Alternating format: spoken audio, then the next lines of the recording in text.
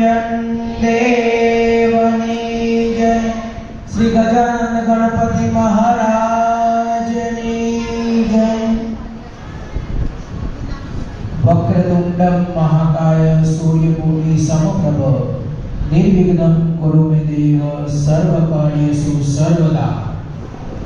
साचो साधक अर्थात परिश्रमी જેની દ્રષ્ટિ ઉર્ધ્વ છે તેવો વ્યક્તિ હંમેશા જીવન પથ પર પોતાના પગલાના નિશાન શાશ્વત મૂકી શકે છે। બાપુપુરા ગામનું પૌરાણિક મંડળ શિવશક્તિ રાસ મંડળ આયોજિત શિવ મહાપુરાણના કથાના આ ચોથા સત્રમાં એટલે કે ચોથા સોમવારે શ્રાવણ માસનો ચોથો સોમવાર નીલકંઠ મહાદેવ પિનાક પાણીના પવિત્ર સાનિધ્યમાં કથામાં ઉપસ્થિત વક્તા મહોદય તેમજ વડીલો માતાઓ યુવાનો બહેનો બાળકો તમામને મારા હૃદયપૂર્વક પ્રણામ। જય બોલે ઓમ નમઃ શિવાય। ભક્તો મંદિર પરિસરમાં જો ઉપસ્થિત થયા હોય તો સભા મંડપમાં પોતાનું સ્થાન સત્વરે ગ્રહણ કરી લેવું। ટૂંક જ સમયમાં આપણે ચોથા સત્રના ચરણમાં જઈ રહ્યા છીએ।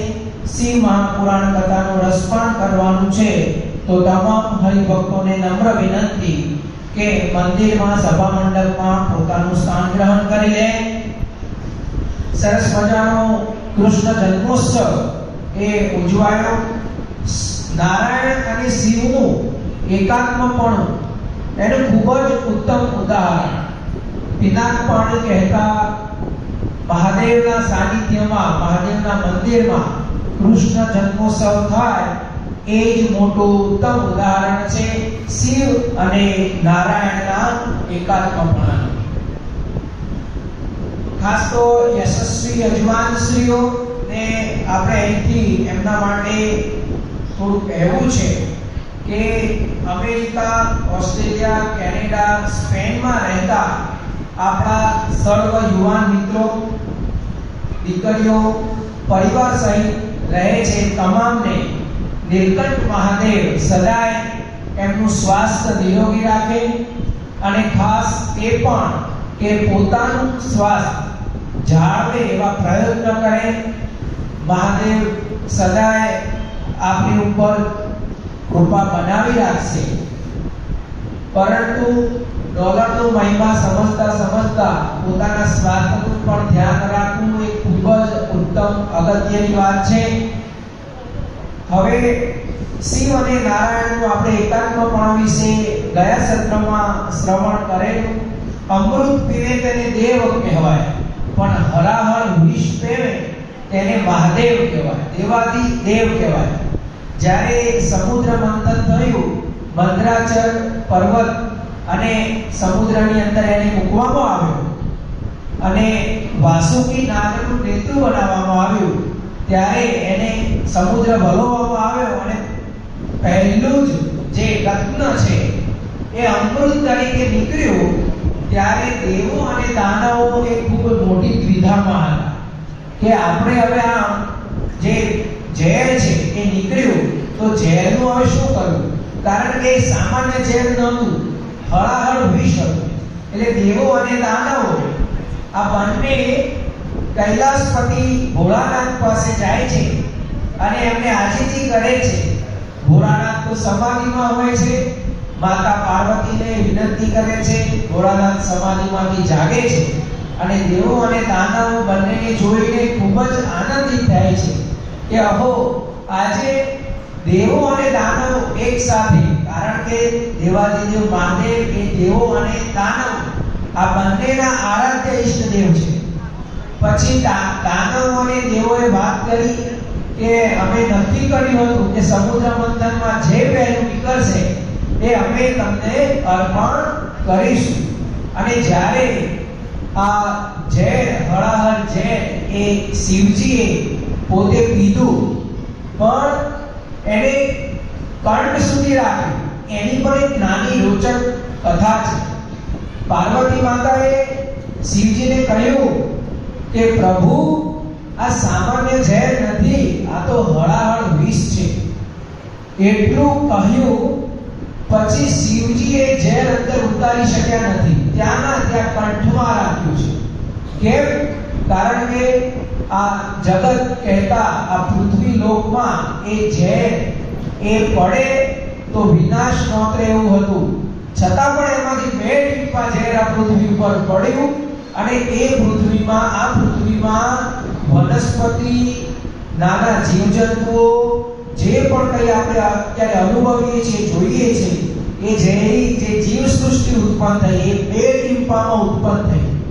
જ્યારે આવું હળાહળ વિષ એ શિવ ભોળાનાથે પોતાના કંઠમાં ધારણ કર્યું હોય અને એવા નીલકંઠ મહાદેવ એ આપણને એમનું સાનિધ્ય પ્રાપ્ત થયું હોય ત્યારે સમગ્ર ગામ ઉપર સદાય કૃપા બની રહે।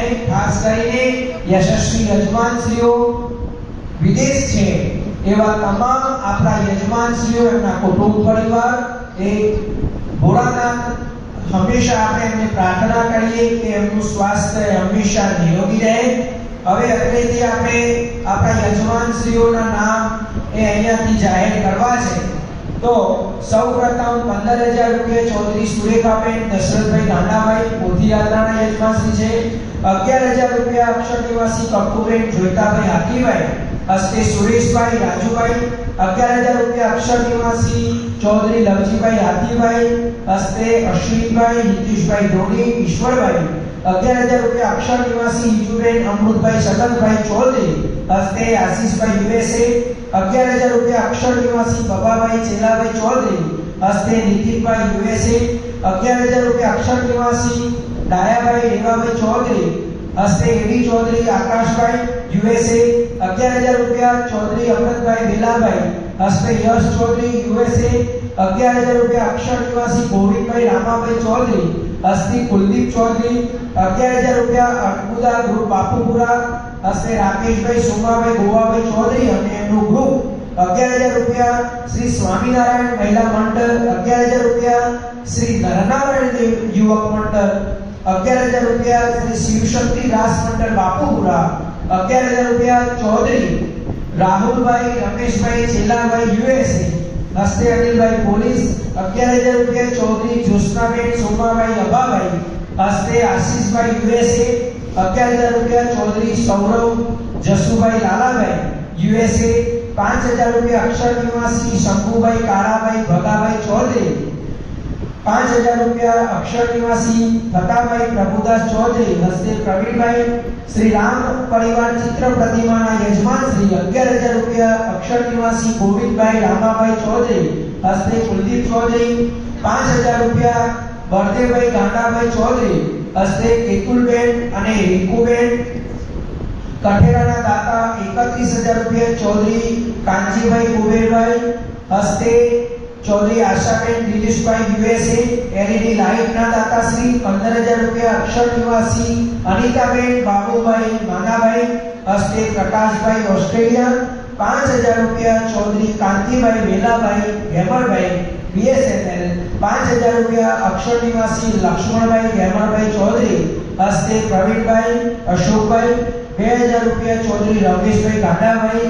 1100 રૂપિયા ચૌધરી જગદીશભાઈ મહાદેવભાઈ રેવાભાઈ। 500 રૂપિયા પ્રજાપતિ બબાભાઈ સોમાભાઈ। ગયા સોમવારે આપણને પ્રસાદના યજમાન ચૌધરી ગણેશભાઈ રેવાભાઈ હસ્તે પ્રતીકભાઈ અને બીજા સોમવારના દાતા હતા જંકિતભાઈ કાંતિભાઈ હાથીભાઈ પંડિતજી અને એમનું ગ્રુપ। હવે આ સોમવારે પણ 2-3 દાતા મળે છે આપણને। હવે અહીંયા શ્રી શક્તિ સ્વામિનારાયણ ભગવાન કૃષ્ણચંદ્ર પરમાત્મા એમના જે ફોટાના દાતા છે 11,000 રૂપિયા ચૌધરી રામભાઈ બેચરભાઈ શાંતાભાઈ પરિવાર હસ્તે તારાભાઈ બેચરભાઈ રાજવી હોટલ માણસા।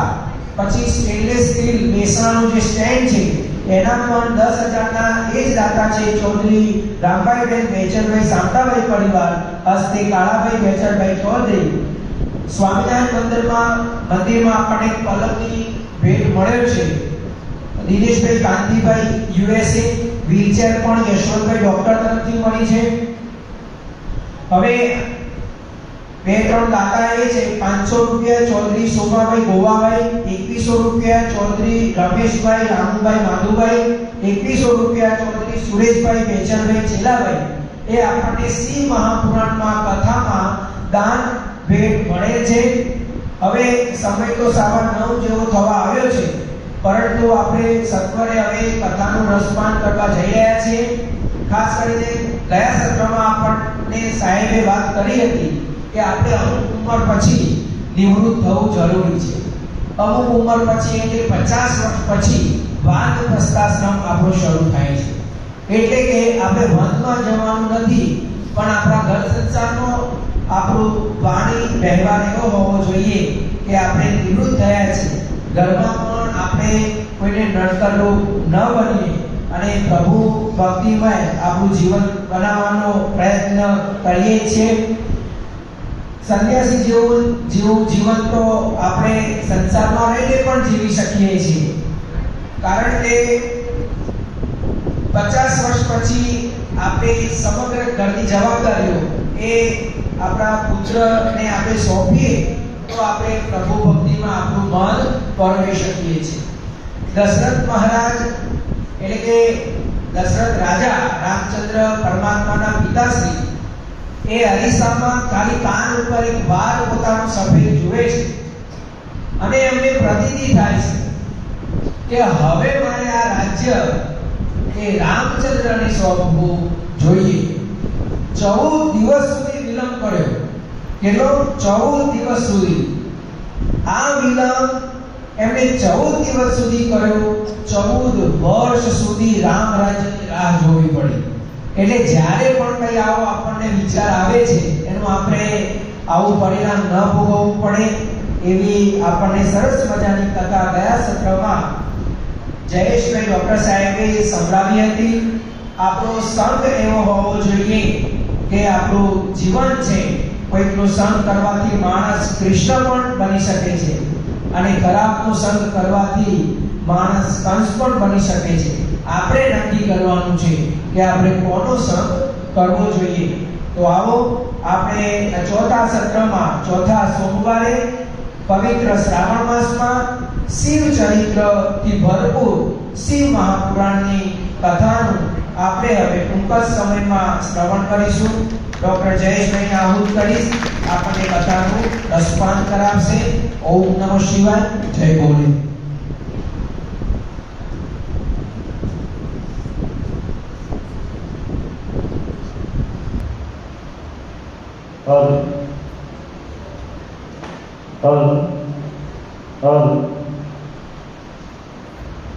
वंदे देवमापति सुरगुरुं वंदे जगत्कारणं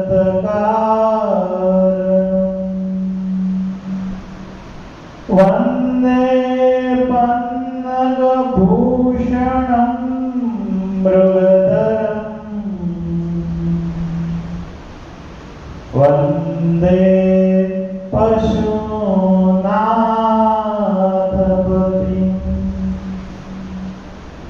वंदे सूर्यशशाङ्कवहनीनयनं वंदे मुकुन्दप्रियं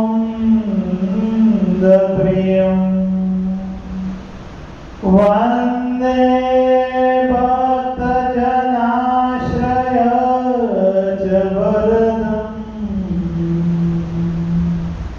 वंदे शिवशंकरं वंदे शिवशंकरं नेति नेति जवेद वदे मारू चितड़ू त्यजावा चाहे छे નેતિ નેતિ જવેદ વધે છે મારું ચિતડું ત્યજાવા ચાહે છે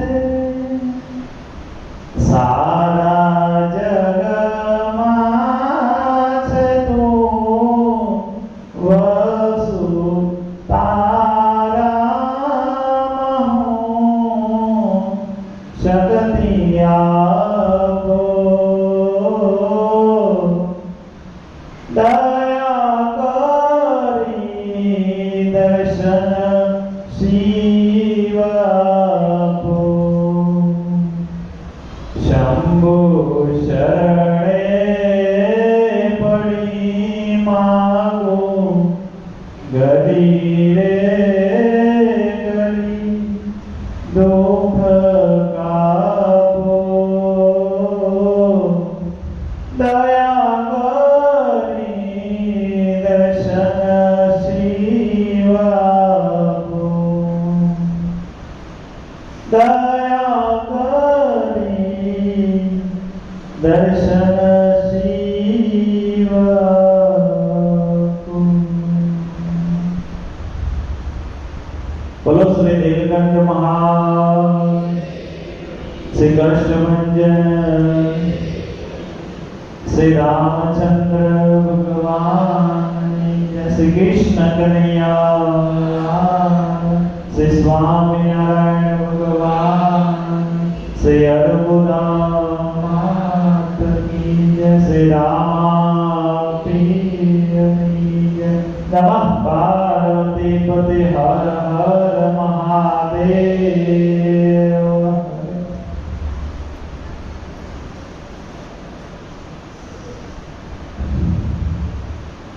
બધાને ભાવથી જય બોલે જય શ્રી કૃષ્ણ જય સ્વામિનારાયણ નંદ ઘેરા નંદ ભર્યો જય કનૈયા આઠમ કરતા એટલે પછી મારો શ્રાવણ મહિનાનો રસ ઓછો થઈ જાય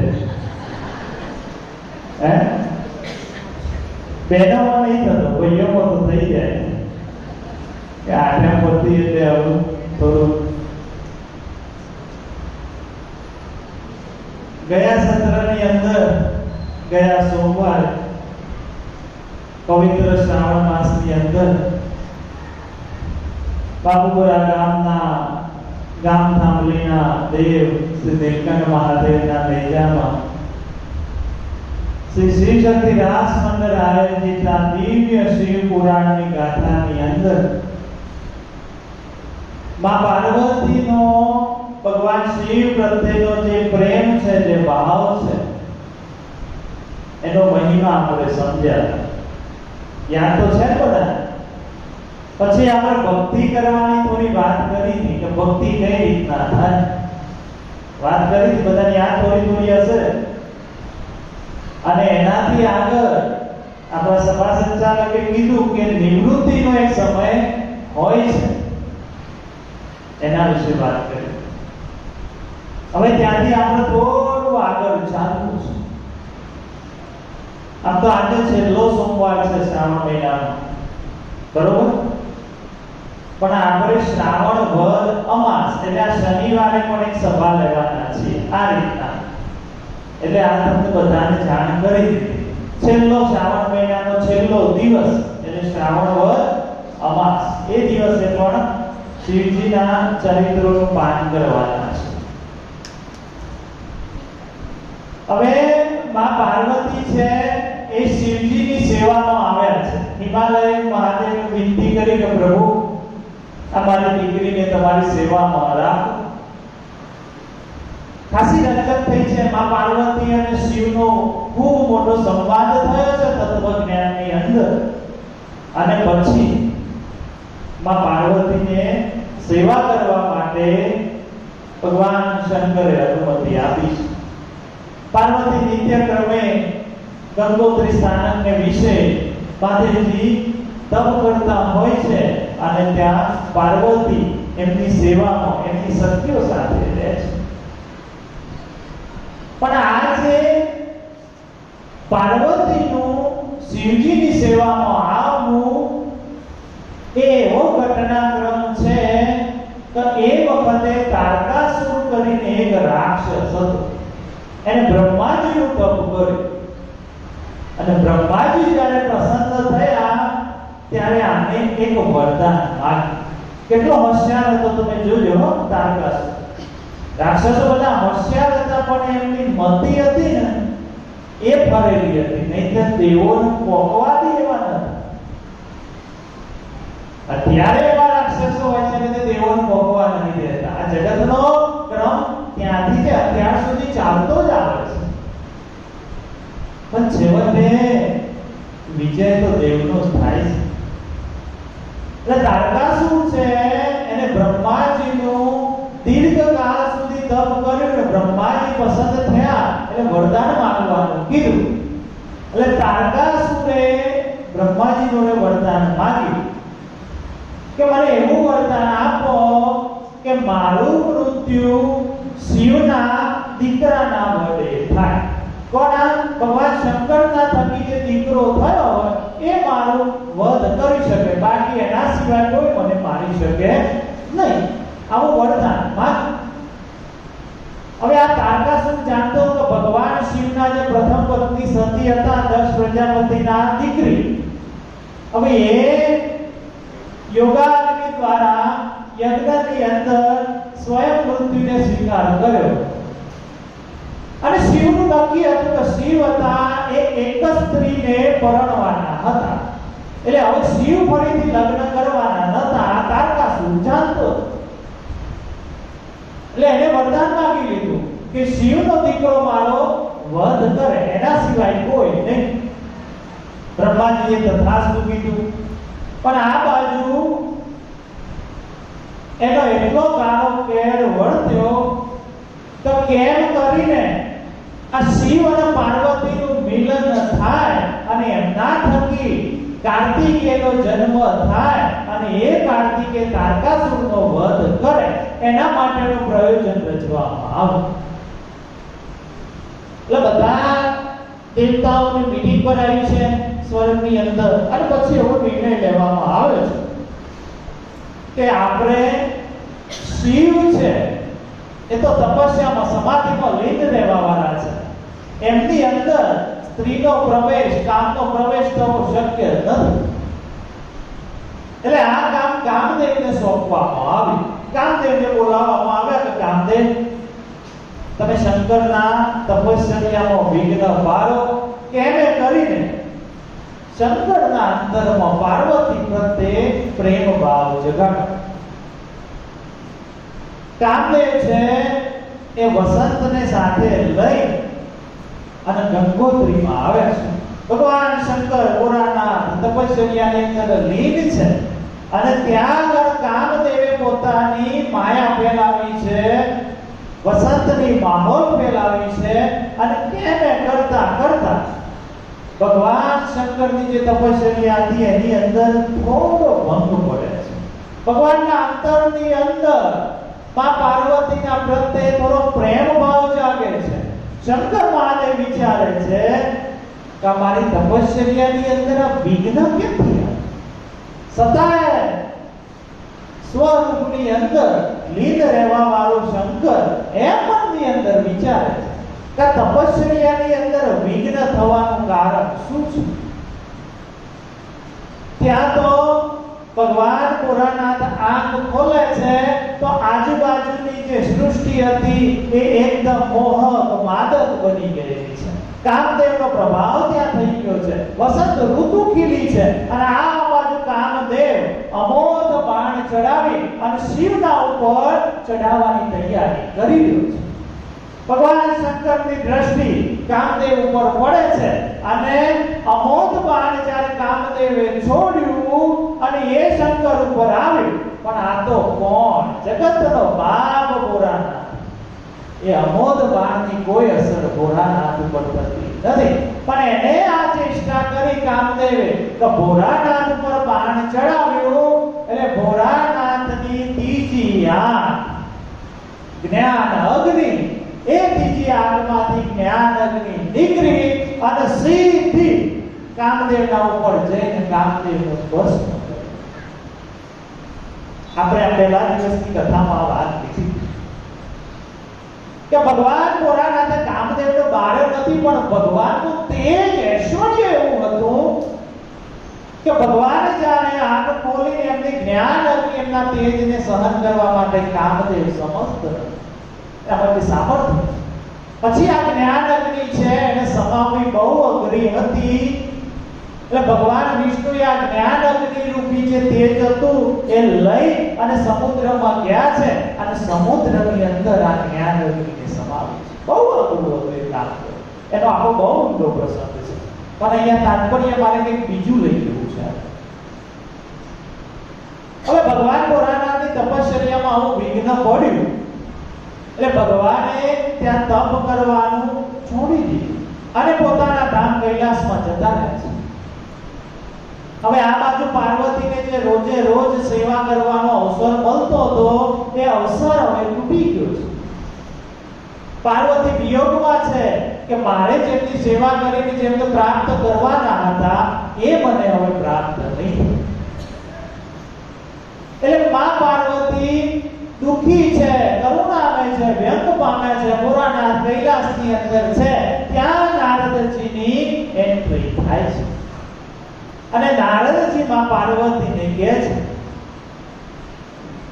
કે હે પાર્વતી, હે ગિરિજા, હું જાણું છું તમે દુઃખી છો, શંકરની સેવા તમને મળતી નથી એના તમે દુઃખી છો એ હું જાણું છું, પણ એક વસ્તુ યાદ રાખો કે તમે સતીનો અવતાર છો અને ભોળાનાથ કોઈને વળશે તો તમને વળશે. અને ભોળાનાથના અંતરમાં આવો સંકલ્પ થયો છે કે જ્યારે પાર્વતી દીર્ઘકાળ સુધી તપ કરશે અને એનો બધો ગર્વ રહિત થઈ જશે ત્યારે એમને હું પાણી ગ્રહણ કરીશ. પાણી ગ્રહણ કહેતા એનો હાથ ગ્રહણ કરીશ.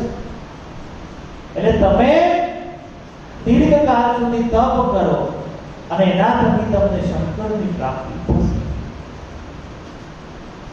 માં પાર્વતીએ ગિરિરાજ હિમાલયની આજ્ઞા માંગી છે તો પિતાજી આ સદાશિવ શંકરની મારે પ્રાપ્તિ કરવી છે. દીકરી છે પોતાના પિતા ચાલે આ પરમિશન માંગે છે કે મારે મહાદેવની પ્રાપ્તિ કરવી છે, તો એના માટે મને રજા આપો. બાપે તો રજા આપી છે પણ માનું દીપ માં ક્યાંથી સ્વીકારે કે પોતાની કુંવારી કન્યા છે, જગતના સર્વ રૂપોની અંદર સર્વશ્રેષ્ઠ છે, સાધ્વી છે, આ જગત જનની માં જગદંબા, એને હું મારા ઘરથી તપ કરવા માટે ક્યાંથી માં પાર્વતી ત્યાં જવાનો પ્રયત્ન કરે છે ત્યાં એમની માતા મેનાના મુખમાંથી શબ્દ નીકળે છે માં. કહેતા ઊભી રહે, માં કહેતા જઈશ નહીં. અને એના થકી માં પાર્વતીનું નામ ઉમા પડ્યું છે અને ઉમાપતિ મહાદેવ આપણે કહીએ છીએ. પણ પાર્વતીની ઈચ્છા જાણીને એમની માએ રોક્યા નથી. ભલે પાર્વતી તમે જતા, આ બાજુ પાર્વતી ઘર ત્યાગ કરીને નીકળ્યા છે અંતરની અંદર સદાય ભગવાન શંકરની મૂર્તિને ધારતા આનંદ પામતા સ્થાનકની શોધમાં નીકળ્યા. હિમાલયનો પર્વત, ત્યાં ગંગોત્રી સ્થાનક, ત્યાંથી થોડેક દૂર શૃંગી તીર્થ છે.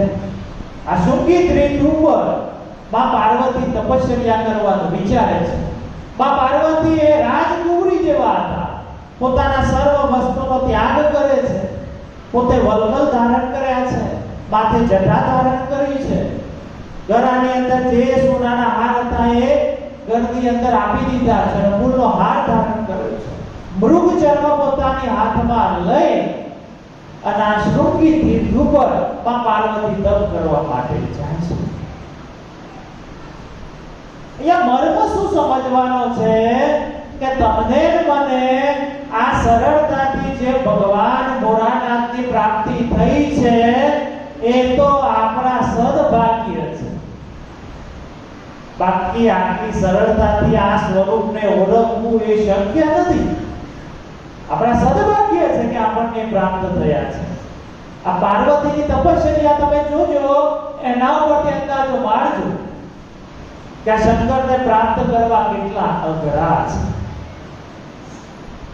માં પાર્વતીએ જ્યાં પણ તપશ્ચર્યાનું સ્થાનક નક્કી કર્યું છે એ શિખર માં પાર્વતીના નામ ઉપરથી ગૌરી શિખર તરીકે ઓળખાયું છે. ત્યાં પાર્વતી સરસ મજાની વેદી બનાવે છે, આજુબાજુ સરસ મજાના ઝાડ વૃક્ષો છોડવાઓ વાવે છે અને એ વેદી ઉપર માં પાર્વતી બિરાજિત થઈ પોતાની 10 ઇન્દ્રિયોને નિયંત્રિત કરી 11 પોતાના મનની અંદર શંકર મહાદેવનું સ્મરણ કરતા કરતા એક યોગી, એક સાધ્વીની જેમ માં ભગવતી તપસ્યાની શરૂઆત કરે છે. કઠોર તપસ્યાની શરૂઆત છે. અંતરની અંદર સતત ભગવાન ભોળાનાથનો સંકલ્પ માત્ર છે, બીજો કોઈ સંકલ્પ નથી. સતત નિષ્કામી રહી અને ભગવાનની તપસ્યાની અંદર લીન થાય છે. ઉનાળાની અંદર આ પાર્વતી પંચ અગ્નિ તાપે છે, 5 બાજુ અગ્નિના કુંડ સળગાઈ અને વચ્ચે બિરાજિત થાય છે. ઉનાળાની ધગધગતી ગરમીની અંદર, ચોમાસાની અંદર સતત વરસાદ જે જગ્યાએ વધારે પડતો હોય એવી શિલા ઉપર બેસી અને પાર્વતી માતા તપ કરે છે. શિયાળાની અંદર નિરાહાર નહીં, જમવાનું બિલકુલ નહીં અને બરફની જ્યાં શિલા હોય એના ઉપર આખી આખી રાત તપ કરે છે. સતત તપની અંદર લીન રહે છે. હવે આવું તપ માં ભગવતીને કરવું શું કામ પડે? એ તો પોતે એટલા સમર્થ હતા, જગત જનની હતા, શું કામ કરવું પડે? તપની અંદર જેટલો પણ ફ્રી સમય મળે એની અંદર આ પાર્વતી પોતાની સખીઓ સાથે પેલા જે વૃક્ષો વાયા હતા એને પાણી પાય, ત્યાં આગળ કોઈ ઋષિ મુનિ આવે તો એમની સેવા કરે અને સતત તપની અંદર લીન રહે. મનની અંદર નિર્ધાર કર્યો છે કે કોટી જન્મ લગ રગડ હમારી વરુ શંભુ નહીતર રહુ કુવાર. કેટલો માર્ગ રામચરિત માનસમાં લખ્યો છે તુલસીદાસ. કોટી જન્મ લગ રગડ હમારી. કોટી એટલે 1 કરોડ, 1 કરોડ વર્ષ સુધી જેટલા જન્મ લેવા પડે, કરોડ જન્મ લેવા પડે, તે છતાંય લગ રગડ હમારી, મારી આ માન્યતા સ્થિર રહેશે. કેવી? કે વરુ શંભુ નહત રહુ કુવાર. શંભુને વરુ નહીં તો રહુ કુવાર. આ મનની અંદર આવો સ્થિર સંકલ્પ કરે છે. સમય જાય છે, પાર્વતી વિચારે છે કે આ તપસ્યાની અંદર કંઈક ખૂટે છે જેના લીધે આ શંકર મહાદેવ મારા ઉપર રાજી થતા નથી. પહેલા વર્ષે પાર્વતી છે એ ફળ ગ્રહણ કરતા હતા, બીજા વર્ષે ખાલી પાંદડા પર્ણ ખાઈને ચલાવતા હતા, ત્રીજા વર્ષે પાર્વતીએ નક્કી કર્યું કે આ તપસ્યા હજી મારે કંટ્રોલ કરવી છે અને પોતે પર્ણ ખાવાના, પાંદડા ખાવાના બંધ કરી દીધા છે અને અગાઢ તપની અંદર લીન રહે છે. આખો દિવસ સતત શંકરના સ્વરૂપને અંતરની અંદર ધારવાનું, 11 10 ઇન્દ્રિયોને 11નું મન એના દ્વારા કોઈ અલગ પ્રકારનો વિચારની ચેષ્ટા થવા દેવાની નહીં અને ભગવાન શંકરનું સતત પંચાક્ષર મંત્રનો ઓમ નમઃ શિવાયનો નાદ કરવા. મા પાર્વતીએ પર્ણ ખાવાના બંધ કર્યા છે એટલે દેવોએ એમને અપર્ણા નામ આપ્યું છે. ભગવતીનું એક નામ અપર્ણા પણ છે. સમય જાય છે, પાર્વતીનું તપ એટલું તેજોમય થાય છે, એટલું પ્રકાશમય, એટલું ક્રાંતિમય થાય છે કે આ જગતની અંદર આ પાર્વતીનો પ્રકાશ દિવ્ય થવા માંડે છે. જગતના સમર્થ ઋષિ મુનિઓ છે, દેવતાઓ છે, એક જ ગાન કરે છે કે પાર્વતીનું તપ છે ને એવું કોઈનું તપ નથી, કોઈ ઋષિ મુનિનું આવું તપ નથી. બંધી અંદર આવો ભાવ. આવું કરતા કરતા તો પાર્વતીએ 3000 વર્ષ સુધી તપ કર્યું છે. કેટલા? 3000 વર્ષ સુધી. આપણાથી 11 મારા પરથી નથી ભાઈ, કેટલી? આપણે ગઈ વખતે સોમવારે ભક્તિનો આખ્યાન કહેતી વખતે કહ્યું હતું કે રાતે સૂતી વખતે 11 માળા, ઓમ નમઃ શિવાય, સ્વામિનારાયણ, જય શ્રી કૃષ્ણ, માતાજીનું નામ લેતા કરવાની, જે જેની ઈષ્ટદેવની ઉપાસના. બોલો, બધા કરો છો કે નથી કરતા? હે? કરો છો ખૂબ ખૂબ આભાર. કેટલું અઘરું કામ છે ને? અને 3000 વર્ષ સુધી પાર્વતીએ તપ કર્યું છે. કોની પ્રાપ્તિ માટે? આપની પ્રાપ્તિ માટે. અલ્યા ભાઈ, આપણે 3000 વર્ષ તપ કરવા માટે તો જીવવાના નથી, સાચું? તો પછી આપણે 11 માળા તો કરીએ. હે? 11 માળા તો કળિયુગની અંદર થોડું વ્યાસ ભગવાનની કન્સેશન અમે આપીએ છીએ. 3000 વર્ષ થયા મા પાર્વતીના તપની અંદર, પણ પાર્વતીએ વિચાર્યું કે શંકર મહાદેવ રાજી થતા નથી, દર્શન કેમ આપતા? એ શૃંગી તીર્થ હતું એનાથી નજીક આ ગંગા અવતરણ, ગંગોત્રી, ત્યાં ભગવાન ભોળાનાથે 60,000 વર્ષ સુધી તપ કર્યું. કેટલા? 60,000. ત્યાં પાર્વતી જાય છે. પાર્વતી માં ત્યાં જાય છે. મને સફળતા કેમ નથી?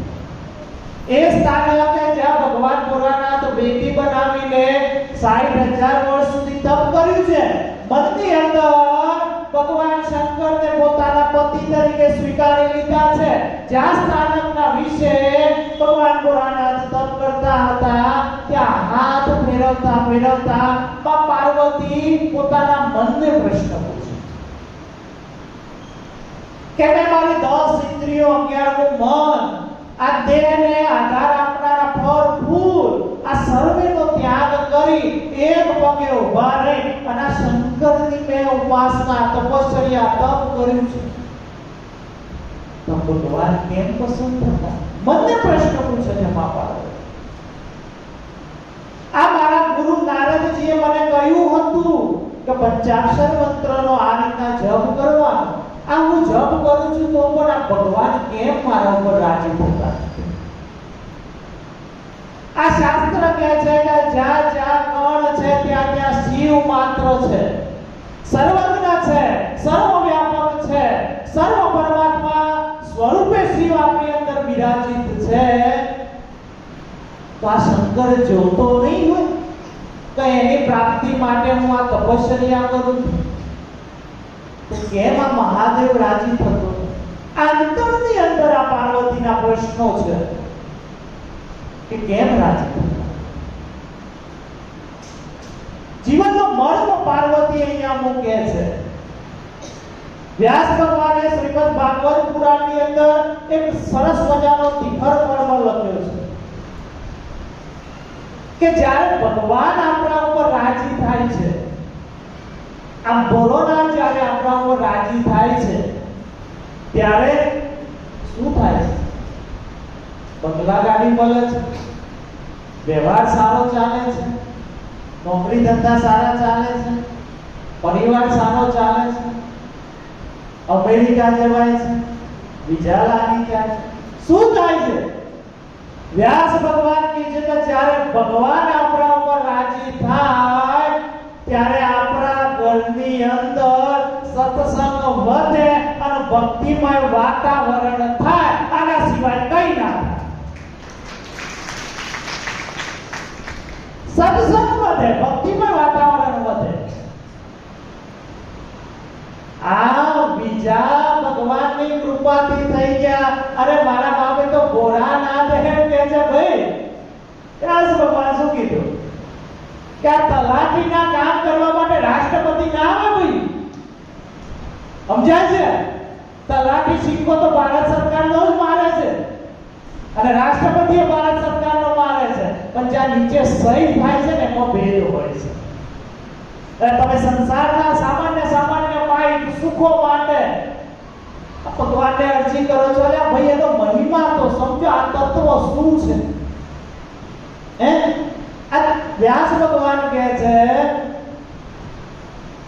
કે જ્યારે પણ ભગવાન તમારા પર રાજી થશે ત્યારે તમારા ઘરની અંદર બધા જ સભ્યોની અંદર ભક્તિ ફલિત થશે, ભક્તિ ભાવવાળું વાતાવરણ થશે, ભગવાનનો મહિમા, ભગવાનના મંદિર, ભગવાનના ભક્તોનો મહિમા તમારા અંતરની અંદર વધતો જશે. આ ભગવાનનો રાજીપો છે, નહીં કે લૌકિક સાધનો. આ ભગવાન બોલોના સતત વિરક્ત રહેવા વાળો છે, સંસારથી વિમુખ રહેવા વાળો છે. એટલે સ્ત્રી માત્રના અંદર કોઈ રસ નથી. તો ભગવાનની આગળ આપણે જઈને માંગીએ છીએ શું, એ તો જો અંતરની અંદર વિચાર. વ્યાસ ભગવાને નાનકડી ટીકર મૂકી છે. કેવી? કે લગ્ન માત્ર છે, પતિ પત્ની છે એ લગ્નની ગ્રંથિથી જોડાય છે. તો લગ્નનો મતલબ પતિ પત્નીને ખબર હોવી જોઈએ કે આ સંસારની વૃદ્ધિ છે એ લગ્નને આભારી છે. પણ પતિ પત્ની છે એ કોઈ કામ અને વાસના, ભોગ વિલાસ એનો કોઈ વિષય નથી. આપણા ઘરે સ્ત્રી છે તો એ કે કામ ભોગ વિલાસનો વિષય નથી. એ ભક્તિનું સાધન છે, ભક્તિનું અંગ છે. એ ભક્તિ પતિ પત્નીને જોડે બેસી અને ભગવાનના ચરિત્રો વાંચે, મંદિરની અંદર દર્શન કરવા માટે આવે, ભગવાનના વ્રત, તપ, જપ, ઉપવાસ કરે, તો એનાથી ભક્તિ ફલિત થાય છે. એ વખતે જ્યારે પવિત્ર વિચાર આવે છે એ જ સાચી ભક્તિ છે. બાકી જ્યારે અંગત સંબંધો હોય અને જ્યારે એકાંત હોય ત્યારે કોઈ જીવને પવિત્ર વિચાર આવતો નથી. વ્યાસ ભગવાન કહે છે તો ભગવાને કોઈને સંપત્તિ વધઘટ આપી હશે, કોઈ અમીર હશે, કોઈ ગરીબ હશે, પણ મારા બાપ કોઈને મન મોટું નથી આપ્યું. મન તો બધાને સરખું જ આપ્યું છે. હવે તમારા હાથમાં છે કે તમારે મા પાર્વતીની જેમ અંતરની અંદર સતત આ ભગવાનનો વિચાર કરવો કે આ જગતનો વિચાર કરવો. કારણ કે જગતમાં રહેવાથી ક્યારે અપવિત્ર થવાનું નથી, પણ જગતનું સતત ધ્યાન કરવાથી અપવિત્ર થવાય છે. આ જગતને ધ્યાન કરવાથી અપવિત્ર થવાય છે. શંકરાચાર્ય મહારાજ હતા, ભગવાન શંકરના અવતાર, આદિ આચાર્ય શંકરાચાર્ય. એમને એક માણસે પ્રશ્ન પૂછ્યો કે પ્રભુ, આ જગતની અંદર, સંસારની અંદર કોઈ શત્રુમાં શત્રુ હોય તો એ કોણ છે? શંકરાચાર્યએ કીધું કે શત્રુમાં શત્રુ કોઈ હોય તો આપણું મન છે. તો પ્રભુ મિત્ર કોણ છે? મિત્ર પણ તમારું મન જ છે. જો તમારાથી પવિત્ર વિચાર થાય છે, ભગવાનની ભક્તિ કરવાના વિચાર થાય છે, તો એ તમારું મન મિત્ર થયું છે. અને સતત સંસારની કામ, વાસના, ભોગ, વિલાસ આની ઈચ્છા થાય છે, તો એ તમારું મન તમારું શત્રુ છે.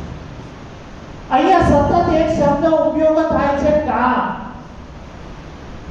એટલે કામનો એક જ મતલબ નથી કે સ્ત્રી પુરુષના સંબંધ. કામનો મતલબ એવો છે કે તમને જગત સંબંધી વાસના કેટલી છે, કામના કેટલી છે, તમારે પૈસાદાર કેટલું થવું છે, જગતની અંદર મોટા હોદ્દાની કેટલી જરૂરિયાત છે, સમાજની અંદર કેટલી હોદ્દાની જરૂરિયાત છે, મંડળની અંદર તમે બેસો તો બીજા માણસો તમને કેટલા આવકારથી બોલાવવાની તમારી કામના છે. આ બધી કામના એક જૂથ થઈને કામના શબ્દ છે. પણ આ કળિયુગનો પ્રભાવ, આ માયાનો પ્રભાવ એવો છે કે જેમાં સ્ત્રી પુરુષના જે સંબંધો છે સૌથી ઉપર આવે છે. વ્યાસ ભગવાને કેટલું ઊંડાણમાં બેઠા. અહીંયા તાત્પર્ય બીજું છે, પોઈન્ટ બદલાય નહીં એનું મારે ધ્યાન રાખવું છે. પણ આ મા પાર્વતીએ આટલા વર્ષો સુધી તપ કર્યું છે અને તે છતાંય આ ભોળોનાથ રાજી થતા નથી, પોતાના અંતરને પ્રશ્નો પૂછે છે. અને પછી એમને મનની અંદર એક ગાંઠ બાંધી છે. જોજો ક્યાં લઈ જાય છે મા પાર્વતી? કઈ ગાંઠ? તો મારા ગુરુ નારદજી એમને જે પ્રમાણે મને આ પંચાક્ષર ઓમ નમઃ શિવાય આ મંત્રનો જાપ કરવાનો કયો હોય તે પ્રમાણે હું કરતી હોય, મારું વ્રત, મારું તપ, મારી ઉપાસના અખંડ માત્ર અનન્ય ભોળાનાથ માટે હોય, જગત માત્રની તો કોઈ બીજા દેવની મને આપણે વાસના ના હોય તો હવે ભોળોનાથ મારા ઉપર રાજી થાય. આ મનની અંદર ગાંઠ બાંધી દીધી અને ફરીથી તપશ્ચર્યાની શરૂઆત કરી છે. અગાઢ તપની અંદર માં જગદંબા પાર્વતી લીન થયા છે. જે સ્થાનકની વિશે તપ કરે છે પાર્વતી, તમે જોજો અભ્યાસ ભગવાને કેવું નિરૂપણ કર્યું છે કે મા પાર્વતી જે શૃંગી તીર્થના વિશે વેદી ઉપર વિરાજિત થઈ અને તપશ્ચર્યા કરતા હતા અને તપશ્ચર્યાનો તેજ એવું ફેલાતું હતું કે ત્યાં આગળ સિંહ આવે અને ગાય આવે. એક બાજુથી ગાય આવે અને બીજી બાજુથી સિંહ આવે. સિંહ જંગલનો રાજા. પણ આ પાર્વતીના દર્શન કરે તો સિંહ અને ગાય બે એક સાથે બેસી. એક બાજુથી બિલાડું આવે, એક બાજુથી ઉંદર આવે. પણ આ તપશ્ચર્યામાં બેઠેલા માં જગદંબા ભગવતીના દર્શન કરે એટલે બંને જણા જોડે બેસી જાય. શું થાય? અરે મનુષ્ય માત્રનું તો છોડી દો, પણ જે પ્રાણી છે, પશુ છે, એની અંદરની જે વેર ભાવની પ્રકૃતિ હતી એ આ પાર્વતીના દર્શન માત્રથી જતી રહે છે. સમજાય છે? જે પોતાનો સ્વભાવ, પોતાની પ્રકૃતિ છે, આ પ્રાણી માત્ર ભૂલી જાય છે. આ કેવું તપ કર્યું હશે? વ્યાસ ભગવાન કહે છે કે પાર્વતીના ફરતે જેટલા પણ વૃક્ષો હતા એના ઉપર સદાયને માટે ફળ લાગેલા જ રહેતા. એમાંથી એક ફળ નીચું ના પડે, લાગેલા જ રહે, કરમાય જ નહીં, સુકાય જ નહીં. કયો સંદર્ભમાં પાર્વતી કહેવા માંગે છે? આ શિવ પુરાણનો શું સંદર્ભ છે? તમે ઊંડાણમાં સમજો કે મા પાર્વતી તપસ્યા કોની કરે છે? ભગવાન ભોળાનાથ. સાચું? લાંબા સમય સુધી, દીર્ઘકાળ સુધી સાચું. અને એના થકી એમના અંતરની અંદર એવો પ્રકાશ થયો છે કે પ્રાણી માત્ર છે, પશુ માત્ર છે, એ પોતાના વેર ભાવ, એની વૃત્તિ, એની સ્વભાવ, એની પ્રકૃતિ તમામે તમામ ભૂલી જાય છે. શું કહેવા કે આપણે કેટલા વર્ષોથી ભગવાન ભોળાનાથનો ભજન કરીએ છીએ, ભગવાન સ્વામિનારાયણનું ભજન કરીએ છીએ, ભગવાન રામાપીરના ભજન કરીએ છીએ, માતાજીના ભજન કરીએ છીએ. આવું આપણી તો પ્રકૃતિ બદલાતી જ નહીં. આપણા સ્વભાવો તો બદલાતા જ નથી. ખોટ ક્યાં છે? તો બદલાય છે. કેટલા વર્ષોનો આપણના ભજનનો અનુભવ છે. કેટલા વર્ષોથી આપણે આ મંડળોમાં ફરીએ છીએ ભાઈ. કેટલા તબલા તોડી નાખે, કેટલી કોશીઓ તોડી નાખી છે, કેટલા પેલા શું કહેવાય છે ને તોડી નાખે. તો કેમ આપણો સ્વભાવ, આપણી વેર વૃત્તિ, આપણી પ્રકૃતિ એની અંદર આ પાર્વતીના જોડે બેસવાથી પ્રાણી માત્ર, પશુ માત્રને આવી છે, તો આપણા અંતરની અંદર બદલાવ કેમ નથી આવતો? શું કારણ છે? આ કઈ પ્રસંગ છે હું સીધો હેડવા દેવાનો નથી ભાઈ. આ પ્રસંગની માર્મિકતા છે. વ્યાસ ભગવાન કઈ આમ લખવા ખાતર નથી લખી દેતા, એની માર્મિકતા અંદર મૂકે છે કે શિવ પુરાણમાં શંકર મહાદેવ કહે છે કે મારો શિવ ભક્ત હોય એને મારી અંદર દિવ્ય ભાવ એ તો પછી આવે, પણ મારો બીજો શિવ ભક્ત હોય એને તો એ શિવ જેવો ગણે કે શિવ છે, સાક્ષાત શિવ છે.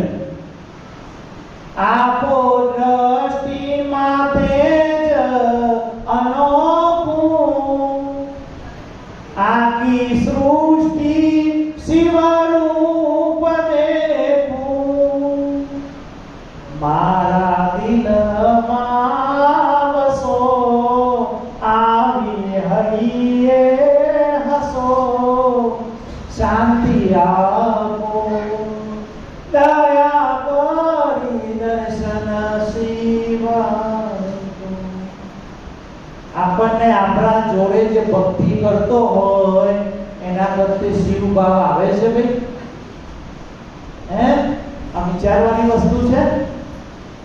માં પાર્વતીના જોડે બેસવાથી આ પશુ માત્ર છે, પોતાની પ્રકૃતિ ભૂલી જાય છે, તો આપણે આપણા અંતરની અંદર બેઠેલા સ્વભાવો, દોષો, આ વેરભાવ, આ બુદ્ધિના કષ્ટો એ ક્યારે છોડ્યા છે ભાઈ? આ સ્ત્રી ને પુરુષના ભાવ છોડીને ક્યારે આના દર્શન કર્યા છે? વ્યાસ ભગવાને કેટલી માર્મિકતા અંદર મૂકી છે, સાંભળજો. કે જગતમાં અને સમાજની અંદર જે જગત અને સમાજના અગ્રણીઓ હોય એ જેવી રીતિ, જેવી પ્રણાલી પ્રસ્થાપિત કરે, એવી રીતિની એવી પ્રણાલી આગળની જનરેશન ફોલો કરે, એ રીતે આગળની જનરેશન વધે. આ તો આપણે રાસમંડળના આભારી છીએ કે આવું આયોજન એ લોકો કરે છે, જેના થકી આ મહાદેવની ચોખ્ખી ઉપાસનાની આપણને અનુભૂતિ થાય છે. બાકી આમાં શિવ પુરાણ વાંચવાના જૂજ માણસો હશે, જૂજ હરિભક્તો હશે કે જે શિવ પુરાણ વાંચતા હશે, તો માર્મિકતા ક્યાં સમજ? કેટલું ઊંડાણ લઈ ગયા ભગવાન કે પાર્વતીના જોડે બેસવાથી પશુ માત્રની પ્રકૃતિ બદલી જાય છે. તમને થોડા નમનીમાં લઈ જવા છે મારે કે પાર્વતી માં છે એ તપસ્યા શેના માટે કરે છે? મહાદેવની પ્રાપ્તિ માટે, મહાદેવ સાથે લગ્ન કરવા માટે. શ્રાવણ વદ આઠમ જન્માષ્ટમી ગઈ, આવો નાવો બીજો પ્રસંગ છે, આપણા શાસ્ત્રો છે, બહુ ઊંડા છે કે વિદર્ભ દેશની અંદર કુંદનપુર રાજ્ય, અને આ કુંદનપુરના રાજા ભીષ્મ, અને આ ભીષ્મકની એકની એક દીકરી રૂકમણી, લક્ષ્મીજીનો અવતાર. આ રૂકમણીનો રાજા ભીષ્મક ના ઘરે જન્મ થયો છે. ધીમે ધીમે ધીમે ધીમે રૂકમણી મોટા થયા છે. એનો બીજો ભાઈ છે રૂકમી કરીને, અને આ રૂકમણી હતા એ જ્યારે પરણવા લાયક થયા ત્યારે એમના પિતાજી ભીષ્મક રાજા અને એમના માતા એમને રૂકમણીને બોલાવીને પૂછ્યું છે કે રૂકમણી, અમારી ઈચ્છા છે કે હવે તમે વિવાહ કરો, એવી અમારી અંતરની ઈચ્છા છે. તો તમે જાતે કોઈ વરને શોધ્યો હોય તો અમને કહો, નહીંતર અમે અમારી રીતના કોઈ વર શોધીએ. અત્યારે આપણે આ બધું ચાલુ છે કે નથી?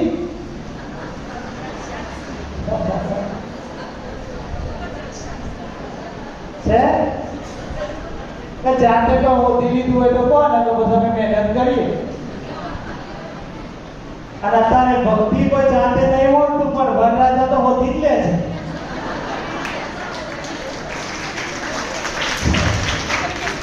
આપણા પ્રમાણે કયો સેટ થશે, કયો નહીં થાય, કેટલી હાઈટ ને કેટલું હાથ, આ બધું જોઈ લે છે, ગમાડી લે છે, અને 2 વર્ષની અંદર બધું છૂટા થઈ જાય છે.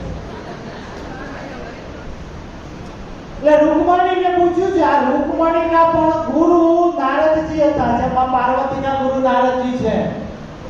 એટલે આ જે નારદજી હતા એ રૂકમણીના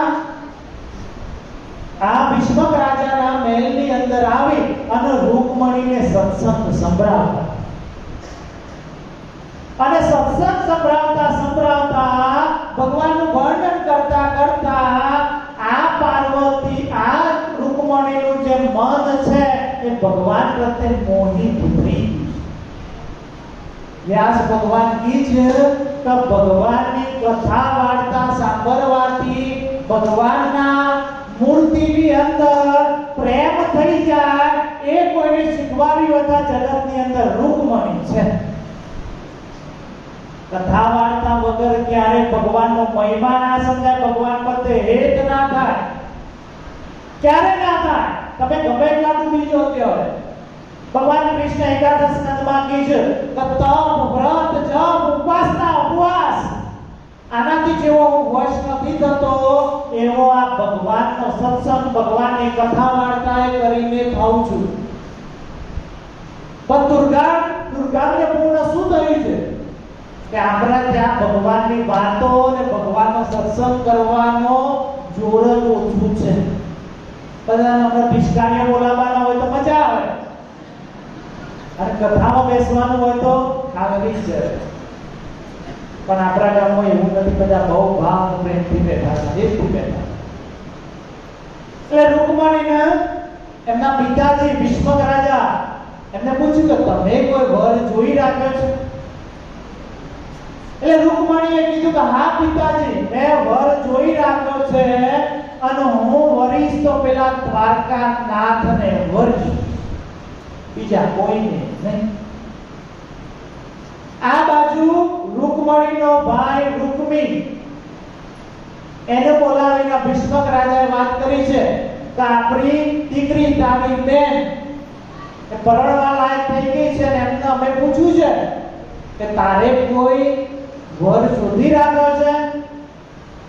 એટલે એને કીધું છે કે હું પરણીશ તો નંદલાલને પરણીશ, બાકી કોઈ સાથે લગ્ન નહીં કરું. અને જ્યાં નંદલાલનું નામ પડ્યું ત્યાં રૂકમીને જેમ ડંક માર્યો હોય એમ ભભક્યો. એ કાળિયો, એ ગોવાળિયો રાજાઓની બીકને મારે દરિયાની અંદર બેટ બનાવીને જે બેઠો છે એ, અરે પિતાજી તમે આપણું રાજપાટ જુઓ, આપણે ક્યાં છીએ, પેલો ગોવાળિયો ક્યાં, તમે એના જોડે લગ્ન કરવા માંગો છો? અને એ પણ મારી બેનના ક્યારે સંભવ નથી. પણ આ મા બાપ ગરડા છે, લાચાર છે. ક્યારેક ક્યારેક આવા પ્રસંગો બનતા હોય છે કે મા બાપ ગરડા હોય, લાચાર હોય, પોતાના એકના એક દીકરાને કશું કહી ના શકતા હોય, અને આ એકનો એક દીકરો પોતાના ઘરની અંદર ઇજારાશાહી ચલો. આ રૂકમી એનું ઉદાહરણ છે. પણ એને ખરખા કરવા વાળો દ્વારકાધીશ છે, એ યાદ રાખ. રૂકમી કહે છે કે એ કાળિયા ગોવાળિયા સાથે મારા બેનના લગ્ન ના થાય તો પેલા લાચાર મા બાપ કહે છે તો કોના સાથે તારે કરવા છે? એટલે રૂકમી કહે છે કે મારો મિત્ર શિશુપાલ છે, એની સાથે રૂકમણીના વિવાહ થાય. સામર્થ્યમાં બહુ ઊંચો છે, રાજપાટમાં આપણા કરતા પણ ઊંચો છે, અને એની વાત થાય નથી. હું આજના આજ એના ઘરે ₹1 રૂપિયો શ્રીફળ લઈને જાઉં છું અને લગ્નનું નક્કી કરીને આવું છું. એમ કરીને રૂકમી નીકળે. અહીંયા આ બાજુ શિશુપાલા નગરમાં આવ્યો છે. શિશુપાલે વધામણા કર્યા છે, આવવાનું કારણ પૂછ્યું છે. ત્યારે રૂકમીએ કીધું કે મારી બેન આ રૂકમણી છે, રૂપનો અંબાર છે, લક્ષ્મીજી જેવું સ્વરૂપ છે, અને એના લગ્ન હું તારી સાથે કરાવવા માટે માંગુ છું. આ શિશુપાલ હતો એ સ્ત્રી માટે અત્યંત કામી હતો. શિશુપાલનો મતલબ છે શિશુનું પાલન કરનાર. શિશુ કહેતા બાળક અને પાલ કહેતા પાલન. બાળકોનું જે પાલન કરનારો હોય એને શિશુપાલ કહેવાય. બાળકની ઉત્પત્તિ માત્ર કામમાંથી થાય છે એટલે એને શિશુપાલ કહેવાય છે. એ કામી છે, શિયાળનું રૂપ છે. એટલે શિશુપાલને આ જ્યારે વાત કરે છે ત્યારે શિશુપાલ એનું આમંત્રણ સ્વીકારી લે છે. રૂકમી કે આપણે આમાં સહેજે મોડું કરવું નથી, કાલ લઈને પરમ દિવસે તમે જાન લઈ અને કુંદનપુરમાં આવી જજો, અમે તમારે પરણવાની બધી વ્યવસ્થા કરી દઈશું. નિમંત્રણ આપી અને આ બાજુ રૂકમી કુંદનપુર પાછો આવે છે. આ બાજુ રાજમહેલ શણગારવાની તૈયારી થઈ ગઈ છે, સરસ મજાનો શણગાર થાય છે. પણ પેલી દાસીઓ હતી એ આવી અને આ રૂકમણીને કહે છે કે પરણ્યા પછી અમને યાદ રાખજો, ભૂલી ના જતા. રૂકમણીએ પૂછ્યું કે કોના વિવાહની વાત ચાલે છે? અરે તમારા વિવાહની વાત ચાલે છે. ક્યારે? આવતીકાલે. કોની સાથે? શિશુપાલ સાથે. મારે તો દ્વારકાના નાથ સાથે લગ્ન કરવા હતા. આ શિશુપાલ અંતરની અંદર દુઃખ થવા માંડ્યું છે. એના માતા પિતા જોડે રૂકમણી જાય છે અને કહે છે કે મેં તમને કીધું તું કે હું વરિષ્ઠ તો નંદલાલ ને વરિષ્ઠ, બાકી જગત માત્રના કોઈ પુરુષની અંદર મને કોઈ રુચિ નથી. આ નારદજી જોડેથી એ કૃષ્ણલાલજીના સ્વરૂપનો, એમનો મહિમા, એમના ગુણનો, એમની સુંદરતાનો મેં અનુભવ કર્યો છે અને મનોમન નક્કી કર્યું છે કે હું વરિષ્ઠ તો દ્વારકાધીશને વરિષ્ઠ, બાકી કોઈ નહીં. મનની સંકલ્પ કર્યો છે. એની માતા પિતા કે અમે અમારા દીકરા આગળ લાચાર છે તો શું કરી શકવા માટે સમર્થ નથી. રૂકમણીને કોઈ રસ્તો જડતો નથી. આ બાજુ રુદન કરી રહ્યા છે રૂકમણી. એમ કરતા કરતા રાત પડી છે અને રાત પડી ત્યાંની એક સખી હતી, એને રૂકમણીને કીધું કે તમને કોઈ રસ્તો ના મળતો હોય તો ભગવાનને પત્ર લખો. પત્ર લખો ભગવાનને, તમારી અરજી સ્વીકારશે. અને રૂકમણીએ પત્ર લખવાનો શરૂઆત કરી છે. શ્રુત્વા ગુણાનં ભુવન સુંદર. આ જગતનો સુંદર માત્ર કોઈ પુરુષ હોય તો એ કૃષ્ણ નારાયણ છે. શ્રુત્વા ગુણાનં, તમારા ગુણ માત્ર સાંભળીને મેં એવો નિર્ણય કર્યો છે. શું? કે મારું જે ચિત્ત છે એ તમારા સ્વરૂપની અંદર લીન થઈ ગયું. પત્ર આખો લખાઈ જાય છે, પછી એને વારીને પરવીટી બનાવે, પણ આપવા કોણ જાય? જોગાનો જોગ આ રૂકમણી પરણવા માટે તૈયાર થતા નથી, એટલે એમના માતા પિતાએ એમના રાજ્યના એક બ્રાહ્મણ જેમનું નામ સુદેવ છે એમને બોલાયા છે રૂકમણીને સમજાવવા માટે કે તમે સમજાવો કે કેમ કરીને આ દ્વારકાધીશની લટ મૂકે અને શિશુપાલ સાથે પરણવા માટે તૈયાર થાય. સુદેવ રાતે આવ્યા છે. એમની માતાએ એમને કહ્યું છે કે આવું તમે કરો તો તમારું મોઢું વળે, અમારી સંપત્તિ જેટલી માંગો એટલી તમને અર્પણ કરી દઈશું. સુદેવ રૂકમણીના કક્ષની અંદર આવે છે અને જેવા કક્ષની અંદર પ્રવેશ કરે છે એવા રૂકમણી સમજી જાય છે કે આ કઈક ભગવાને ચમત્કાર કર્યો છે અને પોતાના હાથમાં જે પત્ર લખ્યો હતો એ સુદેવના હાથમાં આપીને કહે છે, દાદા હું વરિષ્ઠ તો નંદલાલ ને વરિષ્ઠ, બાકી કોઈ નહીં. સુદેવને આ બાજુ એ રાજા ભીષ્મકને કહેલું છે અને આ બાજુ એમની દીકરી જેવી આ રૂકમણી વિનંતી કરે છે. અને કોના માટે? કૃષ્ણલાલજી માટે. એમના જોડે ધન સંપત્તિ કમાવાનો અવસર હતો, પણ સુદેવ કહે છે રૂકમણી મોડું થયું છે પણ હું પ્રયત્ન કરું કે આ તમારો પ્રયત્ન છે એ દ્વારકાધીશ સુધી પહોંચે. એમના રૂકમણી કહે છે કે દાદા જોજો મોડું લાગે. દાદા કે એક વસ્તુ યાદ રાખજો રૂકમણી. સુદેવ કહે છે કે આ કૃષ્ણ નારાયણને હું બોલાવવા માટે દ્વારકામાં જાઉં છું, પણ જો કૃષ્ણ નારાયણ આવવા માટે રાજી નહીં થાય તો દ્વારકાના દરિયામાં પડીને મરી જઈશ, બાકી આ કુંદનપુરમાં વળીને પાછો નહીં. કોઈ દરી આપીને નીકળી ગયા છે. થોડા રથની અંદર ચાલ્યા એટલે સુદેવને ડોલું આવ્યું. અને જેવું ડોલું આવ્યું પલવાર માટે આંખ મળી અને જ્યાં આંખ ખુલી ત્યાં તો સુદેવ પહોંચ્યા હતા દ્વારકાના નગરની અંદર. અને ત્યાં આંખ ખુલી તો આ નગર નવો, માણસો નવા. કોઈને પૂછ્યું કે આ ક્યાંનું નગર છે, કોનું નગર છે? એટલે માણસોએ કીધું કે આ તો દ્વારકા છે, દ્વારકાધીશનું નગર છે. અરે દાદા મારા બાપ કેવી કૃપા કરે, એ દ્વારકાધીશનો મહેલ ક્યાં છે? એટલે માણસને બતાવ્યું, અરે તારી દોરી તજાવો મરકે, એ જોઈ મારું મન મરકે. આ દોરી તજાવો જ્યાં દેખાય છે એ દ્વારકાધીશનો મહેલ છે. રાતનો સમય છે. સુદેવ આવ્યા છે. સુદેવના આવતા જોઈને કૃષ્ણ પરમાત્મા પોતાના સિંહાસનમાંથી ઊભા થઈ ગયા છે. સિંહાસન ઉપર સુદેવ બ્રાહ્મણને બેઠાડ્યા છે, એમના ચરણ ધોયા છે, એમની સેવા પૂજા કરી છે, એમને પાણી આપ્યું છે અને આપવાનું પ્રયોજન પૂછ્યું છે કે કેમ બ્રાહ્મણ, કેમ ભૂદેવ, કઈ બાજુથી આટલી રાતે?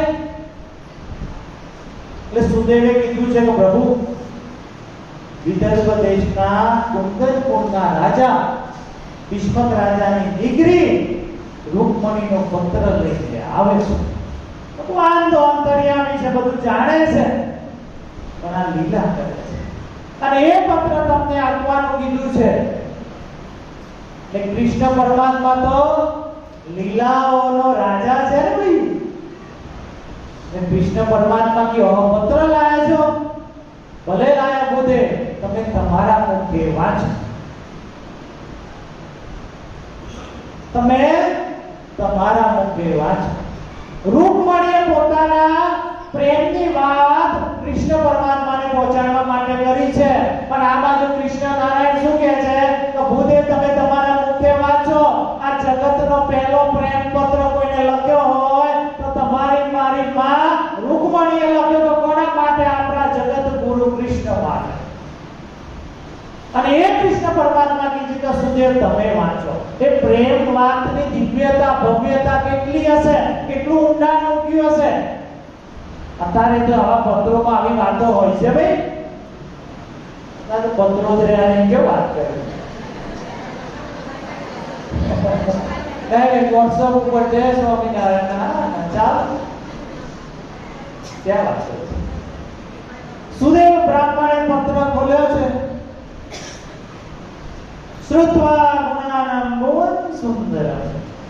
હે પ્રભુ, મારા ગુરુ નારદજીના મુખેથી તમારા ગુણ, તમારું કુળ, તમારી સુંદરતા, તમારું ચારિત્ર, તમારી પવિત્રતાનું મેં પાન કર્યું છે અને પાન કરતા કરતા આ મારું ચિત્ત છે એ મેં તમને સોંપી દીધું છે. જગતની અંદર ઘણા પ્રકારના સંબંધો છે પ્રભુ, પણ તમને મેં મારા પતિ તરીકે સ્વીકાર્યા છે. કાલે સવારે આ મારા ભાઈના લીધે શિશુપાલ છે એ મારા સાથે લગ્ન કરવા માટે આવવાનો છે. પ્રભુ તમે વહેલા આવજો. તમને એવું લાગતું હોય કે આ પત્ર રચનારી રૂકમણી, એનું કુળ, એનું ગુણ, એના સુંદરતા, એની પવિત્રતા કેવી છે, તો પ્રભુ તમે યાદ રાખો કે જેવું તમારું ગુણ છે એવું મારું ગુણ છે, તમારા જેવા ગુણ છે એવા મારા ગુણ છે, તમારું જેવું ચારિત્ર પવિત્ર છે એવું મારું ચારિત્ર પવિત્ર છે. અને યાદ રાખજો, તમે તો નરસિંહ છો. આ સિંહનો ભાગ શિયાળ ના થઈ જાય. લલકારે છે કૃષ્ણ નારાયણને કે સિંહનો ભાગ છે એ આ શિયાળિયા ના થઈ જાય મારા બાપ, તમે વહેલા આવો. કૃષ્ણ નારાયણ ભૂદેવને કહે છે કે ઓહો ભૂદેવ તમે તો કેવો પત્ર લઈને આવ્યા છો. તો ભૂદેવ તમને એક વાત કહું, આ તો રૂકમણી એમના દિલની વાત કહી છે, પણ હું તમને એક વાત કહું કે હું પણ રૂકમણીને પ્રેમ કરું છું. ભૂદેવ વિચારવો પડે કે પત્ર પહેલી વાર આવે છે તો પ્રેમ ક્યાંથી કરતા થઈ ગયા છે. આ રૂકમણીના વિચારમાં મને રાત દિવસ ઊંઘ નથી આવતી, ભૂખ નથી લાગતી. કૃષ્ણ નારાયણના શબ્દો વ્યાસ ભગવાને લખ્યા છે. આપણે તો લૌકિક રીતે વિચારીએ છીએ, પણ જ્યારે ભગવાનનો ભગત છે એ ભૂખ્યો રહે છે અને ભગવાનનો આર્તનાદ કરે છે ત્યારે ભગવાને ભૂખ્યો રહીને જ એનો આર્તનાદ સ્વીકારે છે. આ પ્રસંગની માર્મિકતા છે. એવું નથી કે આ પ્રેમની વાત છે, આ તો એના પ્રત્યેનો દિવ્ય ભાવ છે. તો પ્રભુ શું કરીશું? અરે શું કરીશું? જો રથ લઈ લો. ભગવાન કૃષ્ણએ દારૂકને બોલાવે છે, રથ તૈયાર કરો, હાલના હાલ કુંદનપુર નીકળવું પડશે. ભગવાન કૃષ્ણ રથની અંદર બેસી ગયા છે, સુદેવને બેહાડ્યા છે, દારૂકને કીધું છે માર બે ચાબુકો વધારે વહેલું આવે કુંદનપુર. બેસી ગયા છે ભગવાન. અને જ્યાં ભગવાને આમ ચપટી વગાડી પરોડિયું થતા થતા તો ભગવાન કૃષ્ણ નારાયણ કુંદનપુરની બાગોળે પહોંચી ગયા છે. આ બાજુથી તો શિશુપાલની જાન, અંદર જરાસંધ, દંતવક્ર, નરેશ, કાશીના નરેશ, આ બધા રજાઓ બધા જાન લઈને આવ્યા છે. પણ આ બાજુ ભગવાન ભાગોરે પહોંચ્યા, સુદેવને ઉતાર્યા, પણ પેલા રૂકમણી તૈયાર થઈને બેઠા છે. તો મારા પ્રભુ, આ સુદેવ આવ્યા નથી, ભગવાન ક્યારે આવશે? અંતરની અંદર વેદના છે, ક્યારે આવશે? ત્યાં સુદેવનો મહેલની અંદર પ્રવેશ થાય છે અને રૂકમણી સુદેવના મુખ ઉપર જુએ છે તો એક પ્રકારનું તેજ, એક પ્રકારનું હાસ્ય દેખાય છે. રૂકમણી મનની અંદર વિચાર કરી રહ્યા છે કે ભગવાનને લઈને આવ્યા છે. સુદેવ જેવા આવ્યા એવું રૂકમણીએ પૂછ્યું કે દાદા શું થયું? દાદાએ કીધું કે રૂકમણી દ્વારકાનો નાથ બાગોરે આવીને ઊભો છે. ચિંતા ના, અરે મારો બાપ આવ્યો છે.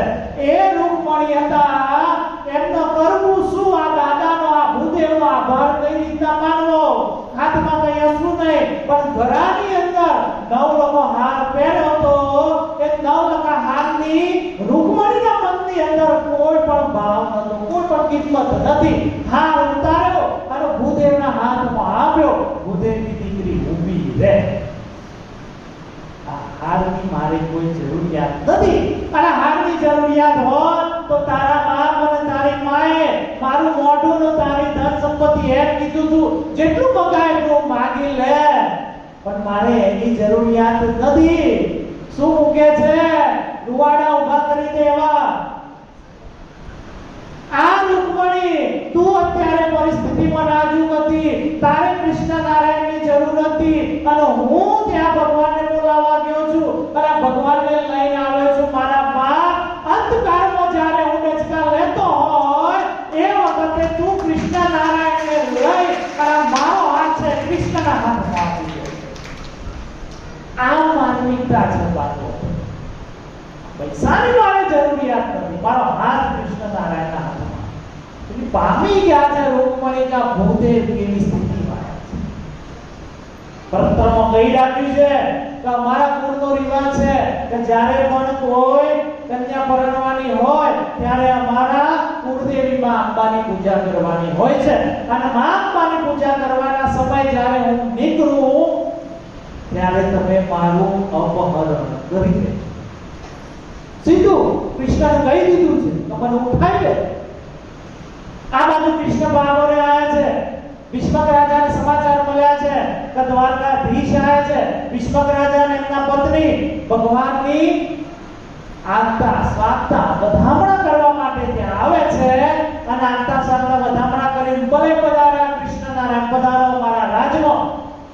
પણ ભીષ્મક રાજા અંતરમાં વિચારે છે કે મારી દીકરીએ વરરાજો ખૂબ સુંદર પસંદ કર્યો હતો, પણ કમનસીબે એને આ જાનમાં આવવું પડ્યું છે વરરાજા તરીકે નહીં. કારણ કે શિશુપાલ અને કૃષ્ણ ભગવાન બે મામા ફઈના હતા. એ ભીષ્મક રાજા એમ સમજી છે કે આ તો જોનમાં આવ્યા છે, પણ એમને જો ખબર છે કે જોન ઉપાડવા માટે આવ્યા છે. ધીમે ધીમે વાત છે ને એ શિશુપાલના કાનમાં પહોંચે છે. શિશુપાલ શણગાર સજીને ઊભા છે, માથે પાગ બાંધી છે, સોનેરી વસ્ત્રો હે સોનાના શણગાર સજ્યા છે, હાથની અંદર નારિયેળ છે, ત્રિશૂળ, પેલી તલવાર, બધું ગોઠવાઈ ગયું છે. અને જ્યાં વાત સાંભળે છે કે દ્વારકાનો નાથ આવ્યો છે એટલે પેલું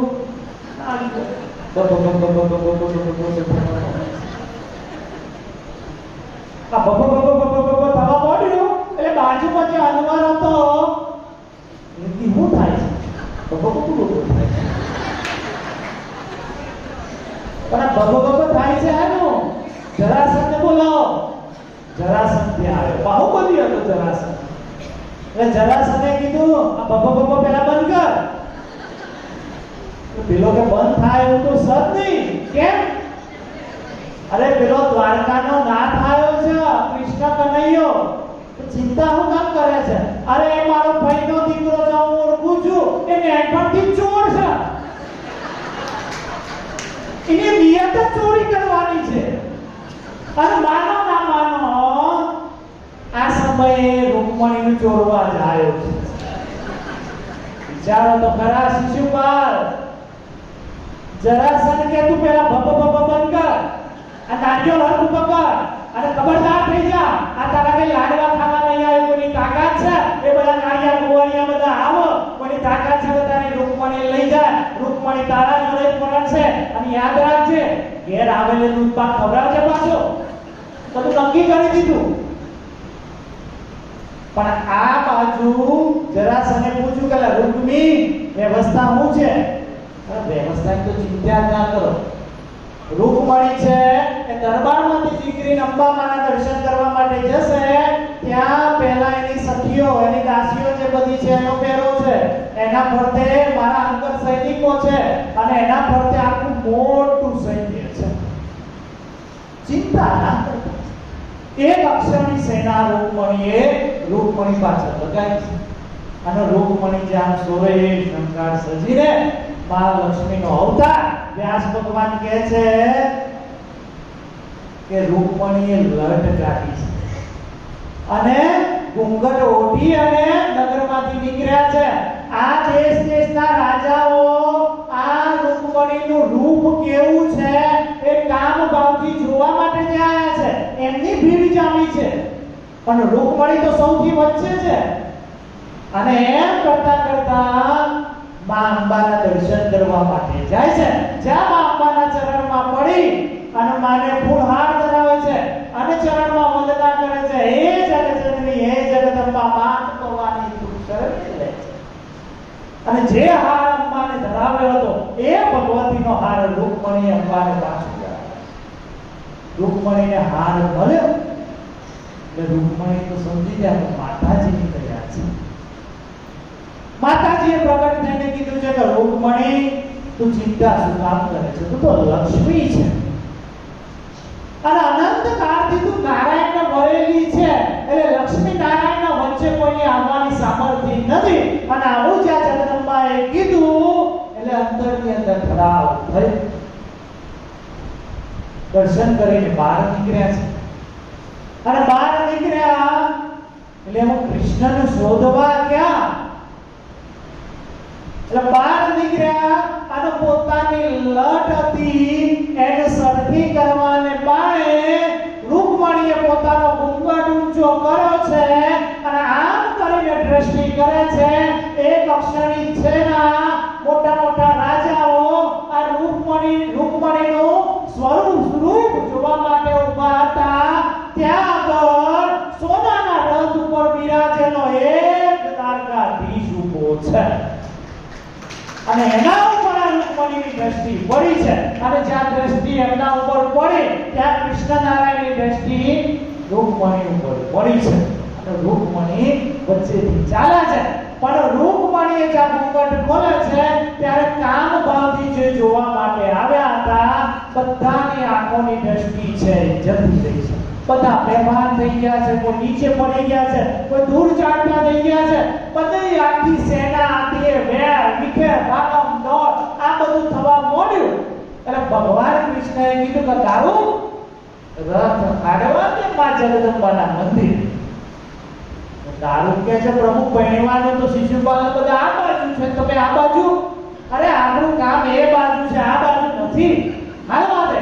અને આ બાજુ કૃષ્ણ નારાયણ આયા. અહીંયા બધા ગોથા ગાય છે, સેના બધી મેર વિકેર થઈ છે અને ત્યાં રૂકમણીના જોડે આવી ભગવાન કૃષ્ણ નારાયણ રથની નીચે ઉતર્યા છે.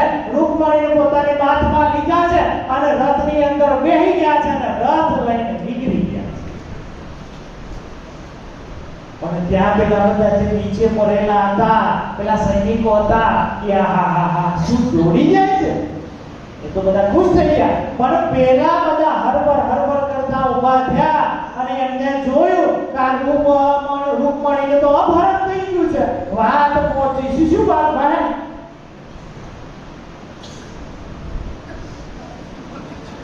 જો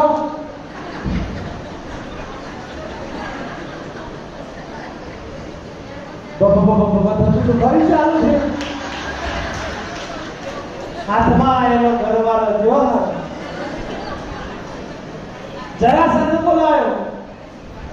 એટલે જરાસંઘ તું તો કહેતો તો કે તું મને રૂકમણી અંગાથી પરણાય, રૂકમણી તો જઈ. જરાસંઘ કે તું ચિંતા હું કામ કરી છે, તારા લાડવા ખાવા માટે તોરા લાયા છે. અરે જરાસંઘ, દંતવક્ર, નાસી નરેશ, આ રૂકમી, આની એક અક્ષરની સેના ભગવાન કૃષ્ણ નારાયણ રૂકમણીને લઈને આગળ જોઈ છે અને આખી સેના એના પાછળ. પણ આ પેલું સેના વેરવી કરતી તો ભગવાને ગ્રાસુ અંતર કાપી નાખ્યું. પણ આખી સેના આવે છે, જરાસંઘ એમનો મુખ્ય છે, શિશુપાલન લઈને આવ્યો છે, પરણવાની ચિંતા ના કરતો, અમે રૂકમણીને લઈને આવીશું. અને આ બાજુ જરાસંઘ કૃષ્ણ પરમાત્માને ગાળો દેતો જાય છે, લે આ કનૈયા કાળિયા ઉભો રહેતો વાળિયા, તારી નિયત નાની પટ્ટી ચોરી કરવાની છે, આજા લોકોના બૈરો લઈને તું નાહી જાય છે, તારા તાકાત બાવરામાં હોય અને તું ક્ષત્રિય માત્ર હોય તો ઉભો રહે. ઘણો પડકારે છે, કૃષ્ણ નારાયણ પડકારે છે. કૃષ્ણ નારાયણ દારૂને કીધું છે કે રથ ઉભો રાખ. રૂકમણી કીધું કે પ્રભુ આમના સાથે લડવામાં સમય જતો રહેશે, તકલીફ ઊભી થશે, તમે રવા દો. કૃષ્ણ નારાયણ તું શાંતિથી બેસ, તું તારો શું સાંભળે. અરે પ્રભુ આ બધાને હું જાણું છું. જરાસંઘ કે તને મેં હરાયો તો તું યુદ્ધમાંથી નાહી ગયો છે અને આજે આ લઈને નાહી જાય છે. જરાસંઘે એમ ના કીધું કે હોર વખત મને હરાયો તો. આ તો 17મી વખત ભગવાન હાથે કરીને હરાતા એનું રીઝન બહુ અલગ છે. એટલે પછી કે ભગવાનને આ રૂકમણી કહે છે કે પ્રભુ આમના સાથે લડાઈ કરવાનો કોઈ મતલબ નથી. ભગવાન કૃષ્ણએ જે જવાબ આપ્યો છે મારા બાપ અંતરમાં ઘર કરી જાય એવો જવાબ છે. રૂકમણી ના પાડે છે કે પ્રભુ પીડાશો નહીં આપની જોડે. ભગવાન કૃષ્ણ નારાયણની જે રૂકમણી સાંભળો, તમે જેનો હાથ પકડ્યો છે એ કોણ છે જાણો તો ખરા. પહેલા આ તો બધા રમકડા છે મારી આગળ. આપણે કોનો હાથ પકડ્યો છે બા, કોના નેજામાં અત્યારે બેઠા છે અને જાણો તો ખરા. હું તલાટીઓનો કોમ કરાય કરો છો, હે રાષ્ટ્રપતિ બેઠો છે, આપો તો ખરા એનું માન સન્માન. રૂકમણી તમે જાણો તો ખરા તમે કોનો હાથ પકડ્યો છે. રથથી ભગવાન કૃષ્ણ નીચે ઉતર્યા છે, પણ આ બાજુ કૃષ્ણ નારાયણ આખી રાત નથી, આખો દારો અમોરામાં ભાગ્યો છે. અહીંયા દ્વારકાની અંદર માતાજી ચિંતામાં છે, પિતા ચિંતામાં છે, પણ કોઈ ખાવા પીવાનું બંધ, પાણી કોઈ પીતું નથી. કનૈયો ગયો ક્યાં? એટલે પેલા રેતીજી બલરામના ઘેરથી એ રાય આયા અને બલરામને કીધું આ પત્ર પહોંચો. આ પેલી દાસીઓ સાફ કરતો તો રૂમી મોતી ચડ્યો છે અને તમારા ભાઈ તો પૈણવા ગયા છે, તમે એકલા પૈણી જાય એવા પૈણા લાવ્યા, પત્ર વાંચો આવો. અને જો બલરામે પત્ર વાંચો, બલરામ છે પોતાના યાદવોનું આખું મંડળ લઈ, સેના લઈ અને નીકળી ગયા છે મુંગલ ગોઠવવા. ભગવાન કૃષ્ણ નારાયણ ત્યાં ઉભા છે, ત્યાં તો બલરામજી ત્યાં આવીને ઉભા થઈ જાય છે અને આયા વધ કૃષ્ણ નારાયણ એક આપી દે છે. ખબર ના પડે ઘેર કઈ તો જવું પડે તો પૈણવા જોઈએ છે ભાઈ. ભગવાન કી તમે સમજો બાજુમાં કોઈ ઉભા છે પૂછો. અરે કોણ વચાય મને કઈ ખબર ના હોય. તારા માતાજી પાણી પીતા નથી, પિતા પાણી પીતા નથી, યાદવોની અંદર સન્નાટો સવાઈ ગયો છે, તારે કહેવું તો પડે કે તું ક્યાં જાય છે. અરે મોટા ભાઈ તમે થોડી શાંતિ રાખશો. આ કોણ છે? અરે કોણ છે? આ મારા પત્ની છે. અરે તો બલરામજી થોડા સિરિયસ થયા. કૃષ્ણ પરમાત્માએ કીધું કે રૂકમણીજી બલરામજી પગે લાગો. અને રૂકમણી જેવા પગે લાગ્યા છે એટલે બલરામે આશીર્વાદ આપ્યા છે કે સદા સૌભાગ્યવતી. જ્યાં આશીર્વાદ આપ્યા કૃષ્ણ નારાયણ કે આટલું કશું કામ જ નથી, તું સદા સૌભાગ્યવતી રહેવાની છે, મને કશું થવાનું જ નથી. બલરામજી એકલા પૂરું કરી દેવાના છે. અને બલરામજી યાદવ આ બાજુથી જરાસંઘ, દંતવક્ર અને આ રૂકમી બધા આયા છે. બહુ ભીષણ યુદ્ધ થયું છે અને આ ભીષણ યુદ્ધની અંદર યાદવોનો વિજય થાય છે. આ રૂકમણીને ભગવાને રથની પાછળ બાંધ્યો છે. રૂકમણીનો ભય, પછી બધું સુલે કરાય, પરમાત્માના સ્વરૂપનું જ્ઞાન કરાય અને સંબંધીઓને કોને પાછળ મોકલ્યો છે? ભગવાન કૃષ્ણ અને રૂકમણી આ બાજુ દ્વારકાની અંદર આવે છે. એમના લગ્નની તૈયારી થાય છે. માધવપુરની અંદર સરસ મજાનો મંડપ રચાય છે. ભગવાન કૃષ્ણ નારાયણ અને રૂકમણીના વિવાહની શરૂઆત થાય છે. ભગવાન કૃષ્ણ નારાયણ પીળું પીતાંબર ધારણ કરી એ ભુવન સુંદર જગત માત્રનો સુંદર પુરુષ રૂપે છે. મા ભગવતી લક્ષ્મી સ્વરૂપે છે અને એ માધવપુરની અંદર મંડપની અંદર વિવાહ રચાય છે. મુક્તાનંદ સ્વામી એમના કીર્તનની અંદર મેલેડી લખે છે, માધવપુરનો માંડવો ને જાદવપુરની જાન, પરણે રાણી રૂકમણીને વર વાંછિત શ્રી ભગવાન. ભગવાનને રૂકમણીના લગ્ન સંદર્ભ અહીંયા ક્યાં મૂકવો છે કે આપણે સ્ત્રી છીએ કે પુરુષ છીએ, આનો ભાવ છે અહીંયા જગત માત્રનો છે.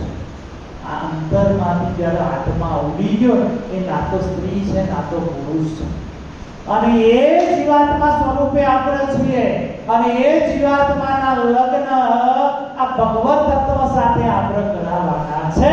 તો આ કથા કરેલી આપણી સાર્થક ગણાય. આ ભગવાનની જે તપશ્ચર્યામાં પાર્વતીએ કરી છે એવી તપશ્ચર્યા આપણાથી ભલે ના થાય પણ આ કથા શ્રવણ કરીને ભગવાનની ભક્તિ તો સારી થાય, અનન્યા તો આવે.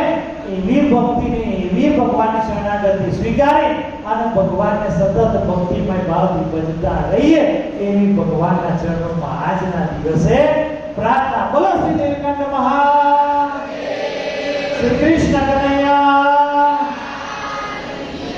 આવતા શનિવારે શ્રાવણ મહિનાનો છેલ્લો દિવસ છે અને એ દિવસે કથા રાખેલી છે. એ દિવસે ભગવાન શિવજીના શિવ પુરાણની કથાનો સંદર્ભ લઈ અને ભગવાન શિવને જે ચમત્કારને ઐશ્વર્ય કર્યા છે એની કથા વાર્તા આપણે લેવાની છે. તો બધા યોગ્ય સમય પધારજો એવી ભગવાનના ચરણમાં પ્રાર્થના. બોલો શ્રી નીલકંઠ મહાદેવ. શ્રીધરમ સર્વદેવેશ્વરમ ભક્તિધર્માત્મજમ વાસુદેવમ હરે માધવ કેશવ દામોદરમ કારણમ શ્રી સ્વામિનારાયણ નીલકંઠમ ભજે શ્રી સ્વામિનારાયણ નીલકંઠમ ભજે. બોલો શ્રી નીલકંઠ મહાદેવની. ભગવાન પાસે એ પણ આપણને માંગતા આવડતું હોવું જોઈએ. માતા કુંતાએ શ્રી કૃષ્ણ પાસે એવું માંગ્યું કે આ દુનિયામાં કોઈએ માંગ્યું નહોતું એવું માંગ્યું. કેવું? તો કૃષ્ણ પરમાત્માને માતા કુંતાએ એવું કહ્યું કે હે કાલિયા ઠાકર, હે દ્વારકાના નાથ, મારા જીવનમાં સદાય દુઃખ પડે. કેમ? તો માતા કુંતાએ કહ્યું કે જ્યારે જ્યારે મને દુઃખ પડે છે ત્યારે તું દ્વારકાથી દોડતો આવે છે અને જ્યારે અમે સુખમાં હોઈએ ત્યારે તું દ્વારિકા જ હોય છે. માટે ભગવાન પાસે પણ આપણે માતા કુંતા જેવું માંગવું કે ભગવાનનું સાનિધ્ય આપણને સદાય મળી રહે. એવું નીલકંઠ મહાદેવનું સાનિધ્ય આપણને મળ્યું છે. હમણાં મહાઆરતીમાં આપણે જોયું તો મંદિરનું બહાર પરિસર ભરાઈ ગયું, અંદર પણ ભક્તોની મહેરામણ, બહાર પણ મહેરામણ. આ શું સૂચવે છે કે શિવનો મહિમા એ ખૂબ જ છે. આપણે શિવનો મહિમા સમજ્યા છીએ એટલા માટે આપણે આવી આરતીનો લાભ લેવા માટે ભક્તોનું મહેરામણ એ જ શિવની સાચી ઉપાસના આપણે જોતા હોઈએ છીએ. વાત આવી શિવ પરિવારની તો અહીંયા શિવ પરિવારની આપણે જો વાત કરીએ તો વાહન પણ કેવો આપણો અદ્ભુત શિવ પરિવાર. સર શંકર ભગવાનના કંઠમાં મોર, કાર્તિકેયનું વાહન. પછી આપણે જોઈએ તો નંદી, સિંહ અને ઉંદર આ બધા હરી મળીને રહે છે, એટલે તો ઉત્તમ શિવ પરિવાર કહ્યો છે. ત્યાંથી આપણને સુમેર રીતે જીવન જીવવાનો બોધ પણ પ્રાપ્ત થાય છે. બીજી વાત, કૃષ્ણ પરમાત્માની અહીંયા આવી રૂકમણીજીની અને બંનેની વાત આપણને સંશય અમુક વાતોમાં થતો હોય છે, પણ જ્યારે ગોપીઓ એવું કહે છે કે અમે કેવી રીતે નદી પાર કરીએ, ત્યારે કૃષ્ણ પરમાત્માએ કહ્યું છે કે જો મેં મારે આ સમગ્ર જીવનમાં મેં જો બ્રહ્મચર્ય પાળ્યું હોય તો યમુનાજી તમને માર્ગ આપે. ત્યારે ગોપીઓને યમુનાજી માર્ગ આપે છે. સામે કાંઠે દુર્વાસાની થાળ જમે છે. હવે પાછું કેવી રીતે આવવું? કૃષ્ણ પરમાત્માએ તો આ મંત્ર આપેલો, પણ ત્યારે દુર્વાસાને ગોપીઓએ ફરીથી કીધું કે અમારે પાછું જવું છે, નદી તો બે કાંઠે છે યમુનાજી. ત્યારે દુર્વાસા મુનિએ કહ્યું કે હું જો સદાય ઉપવાસી હોઉં તો યમુનાજી તમને માર્ગ આપે. આ બંને વાતો આપણને એવું સૂચવે છે કે બ્રહ્મચર્ય એ ગોપીઓ સાથે રાસ લીલા કરે છે, પણ એ ગોપીઓ કામ ભાવનાથી કૃષ્ણને ભજે છે, છતાં એનું કલ્યાણ છે. એટલે ભગવાનને તો એ પણ ભાવથી ભજી, એવા ભાવથી તોય આપણું કલ્યાણ થાય. અને દુર્વાસા મુનિએ થાળ જમે છે, છતાં એવું કહે છે કે જો હું સદાય ઉપવાસી હોઉં તો યમુનાજી તમને માર્ગ આપે. સરસ મજાની આવા શિવ પુરાણની અંદર આવા આપણા સુંદર દ્રષ્ટાંતોથી સાહેબે આપણને રસપાન કરાવ્યું છે. ભારતીય સંસ્કૃતિ એટલે આપણા જીવનમાં પડતા સુખ દુઃખ ભૂલવાની અદ્ભુત સંસ્કૃતિ. તમે આની નોંધ કરો કે દર 2 કે 3 મહિને આપણા ભારતીય સંસ્કૃતિમાં એવો ઉત્સવ આવે છે કે જે આપણા દુઃખ ભૂલીએ છે. બાકી આપણા જીવનમાં ડગલે ને પગલે આપણું જીવન, આપણો સંસાર છે એ દુઃખોથી ભરેલું છે. માત્ર દુઃખ અને સુખ આ બંને એકબીજાના પાસા છે. એટલે આપણે આવા ભવ્ય ઉત્સવોથી આપણું દુઃખ પણ ભૂલતા હોઈએ છીએ. ખાસ બીજી આપણે એક નાની જાહેરાત કરવી છે કે મહિલા મંડળ, બાપુપુરા સ્વામિનારાયણ મહિલા મંડળ એ હમણાં એમને એક મુહિમ ઉપાડી છે. એમની YouTube ઉપર વિડિયો એ પોતે અપલોડ કરે છે. એ દરેક ગામના હરિભક્તોને ખાસ નમ્ર વિનંતી કે એ વિડિયોને તમે લાઈક કરજો, શેર કરજો અને તકરીબન સબસ્ક્રાઇબ કરજો. એટલે ખાસ બધાને અહીંયાથી ખાસ નમ્ર વિનંતી છે કે તમે વિડિયો બધા જોજો અને લાઈક આપજો, એમના વ્યુઅર વધે એટલે એ સારું કહેવાય છે. અને આપણું મહિલા મંડળ એ ખૂબ સક્રિય છે. હવે આપણે વધુ સમય લેવો નથી, આરતીનો સમય થયો છે. અહીંયાથી આપણે જે યશસ્વી યજમાનશ્રીઓ છે મહાસિંહ મહાપુરાણના, એમના નામ અહીંયાથી ઘોષિત કરવા છે. ચૌધરી સુરેખાબેન દશરથભાઈ, આવો આરતી ઉતારવા માટે. સ્વયંસેવક મિત્રોને ખાસ નમ્ર વિનંતી, આરતીની તૈયારી કરે. 11,000 રૂપિયા અક્ષર નિવાસી ચૌધરી કપૂરબેન જોઈતાભાઈ, સુરેશભાઈ રાજુભાઈ આવો.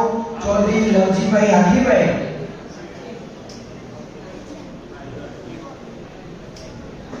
ચૌધરી લવજીભાઈ હાથીભાઈ, અશ્વિનભાઈ હિતેશભાઈ, ઈશ્વરભાઈ, ઈજુબેન, અક્ષર નિવાસી ઈજુબેન, અમૃતભાઈ સતનભાઈ.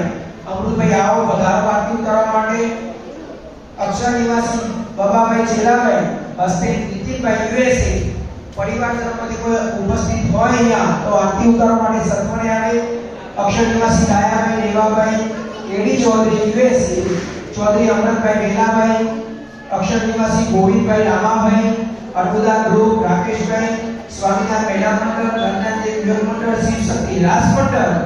ચૌધરી રાહુલભાઈ રમેશભાઈ ચિલાભાઈ, ચૌધરી જ્યોત્સનાબેન સોમાભાઈ અભાભાઈ, ચૌધરી સૌરભભાઈ જસુભાઈ, અક્ષર નિવાસી શંભુભાઈ કાળાભાઈ, અક્ષર નિવાસી ભટ્ટાભાઈ પ્રભુદાસ, ગોવિંદભાઈ રામાભાઈ. ફરીથી આવે છે અરદેભાઈ કાંડાભાઈ, કાંચીભાઈ કુબેરભાઈ, અનિતાબેન બાબુભાઈ, કાંતિભાઈ વેલાભાઈ.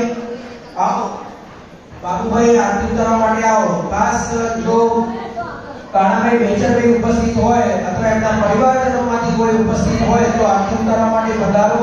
લક્ષ્મણ અક્ષર નિવાસી લક્ષ્મણભાઈ વેમરભાઈ, પ્રવીણભાઈ અશોકભાઈ, રમેશભાઈ કાંડાભાઈ, જગદીશભાઈ મહાદેવભાઈ, જગદીશભાઈ કાંતિભાઈ, ગણેશભાઈ મહાદેવભાઈ, પ્રદીપભાઈ હસ્તે ઉપસ્થિત હોય તો પધારો. શાંતાબેન મહાદેવભાઈ 2100 રૂપિયા. સુરેશભાઈ બેચરભાઈ પધારો. કાંતિભાઈ રામભાઈ મહાદેવભાઈ પધારો. આરતી કરવા માટે સર્વે બોલો.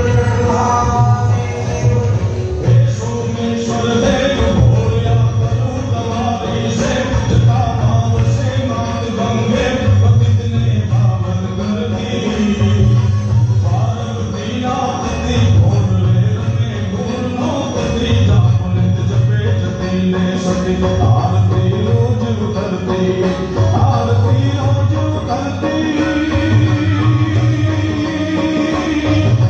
हे भोला तारी, हे जगा तारी, हे भोला तारी, आरती रोज उतरती, आरती रोज उतरती।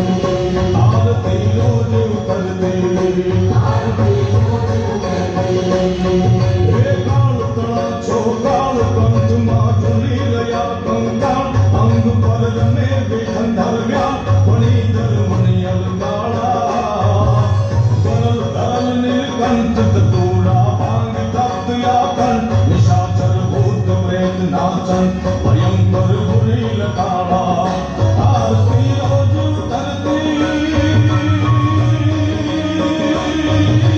हे भोला तारी, हे जगा तारी, हे भोला तारी, आरती रोज उतरती, हे आरती रोज उतरती। ओ निर्मल जल लीधा धरे कोई मिली मंत्र उपहार, शिवाय नमः करे उच्चार, ज्ञान शंकर रोधारे, धर्म अर्थ ने काम मोक्ष सहचार, फल देशा सदा शिव हम नाम ने ठाम, समर्पे सेवक धारे, आरती रोज उतरती।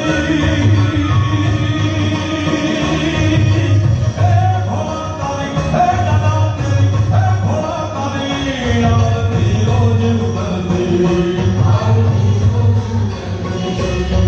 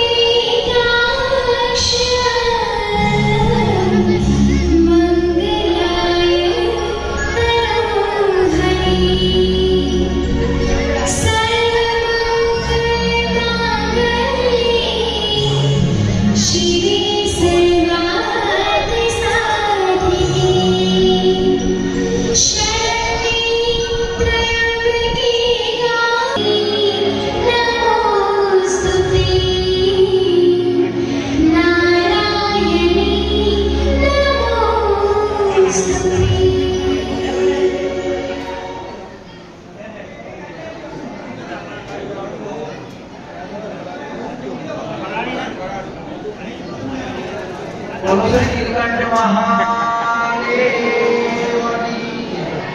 હજુ આપણે પાંચમું સત્ર એ બાકી છે. 27 તારીખ શનિવાર અમાસનો દિવસ છે.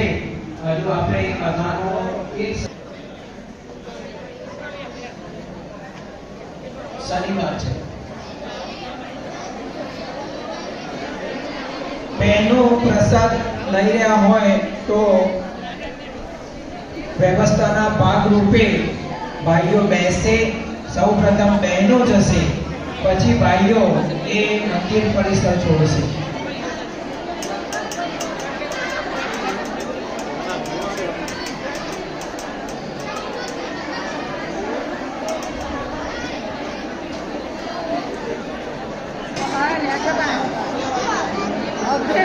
અમારા વાય લેજે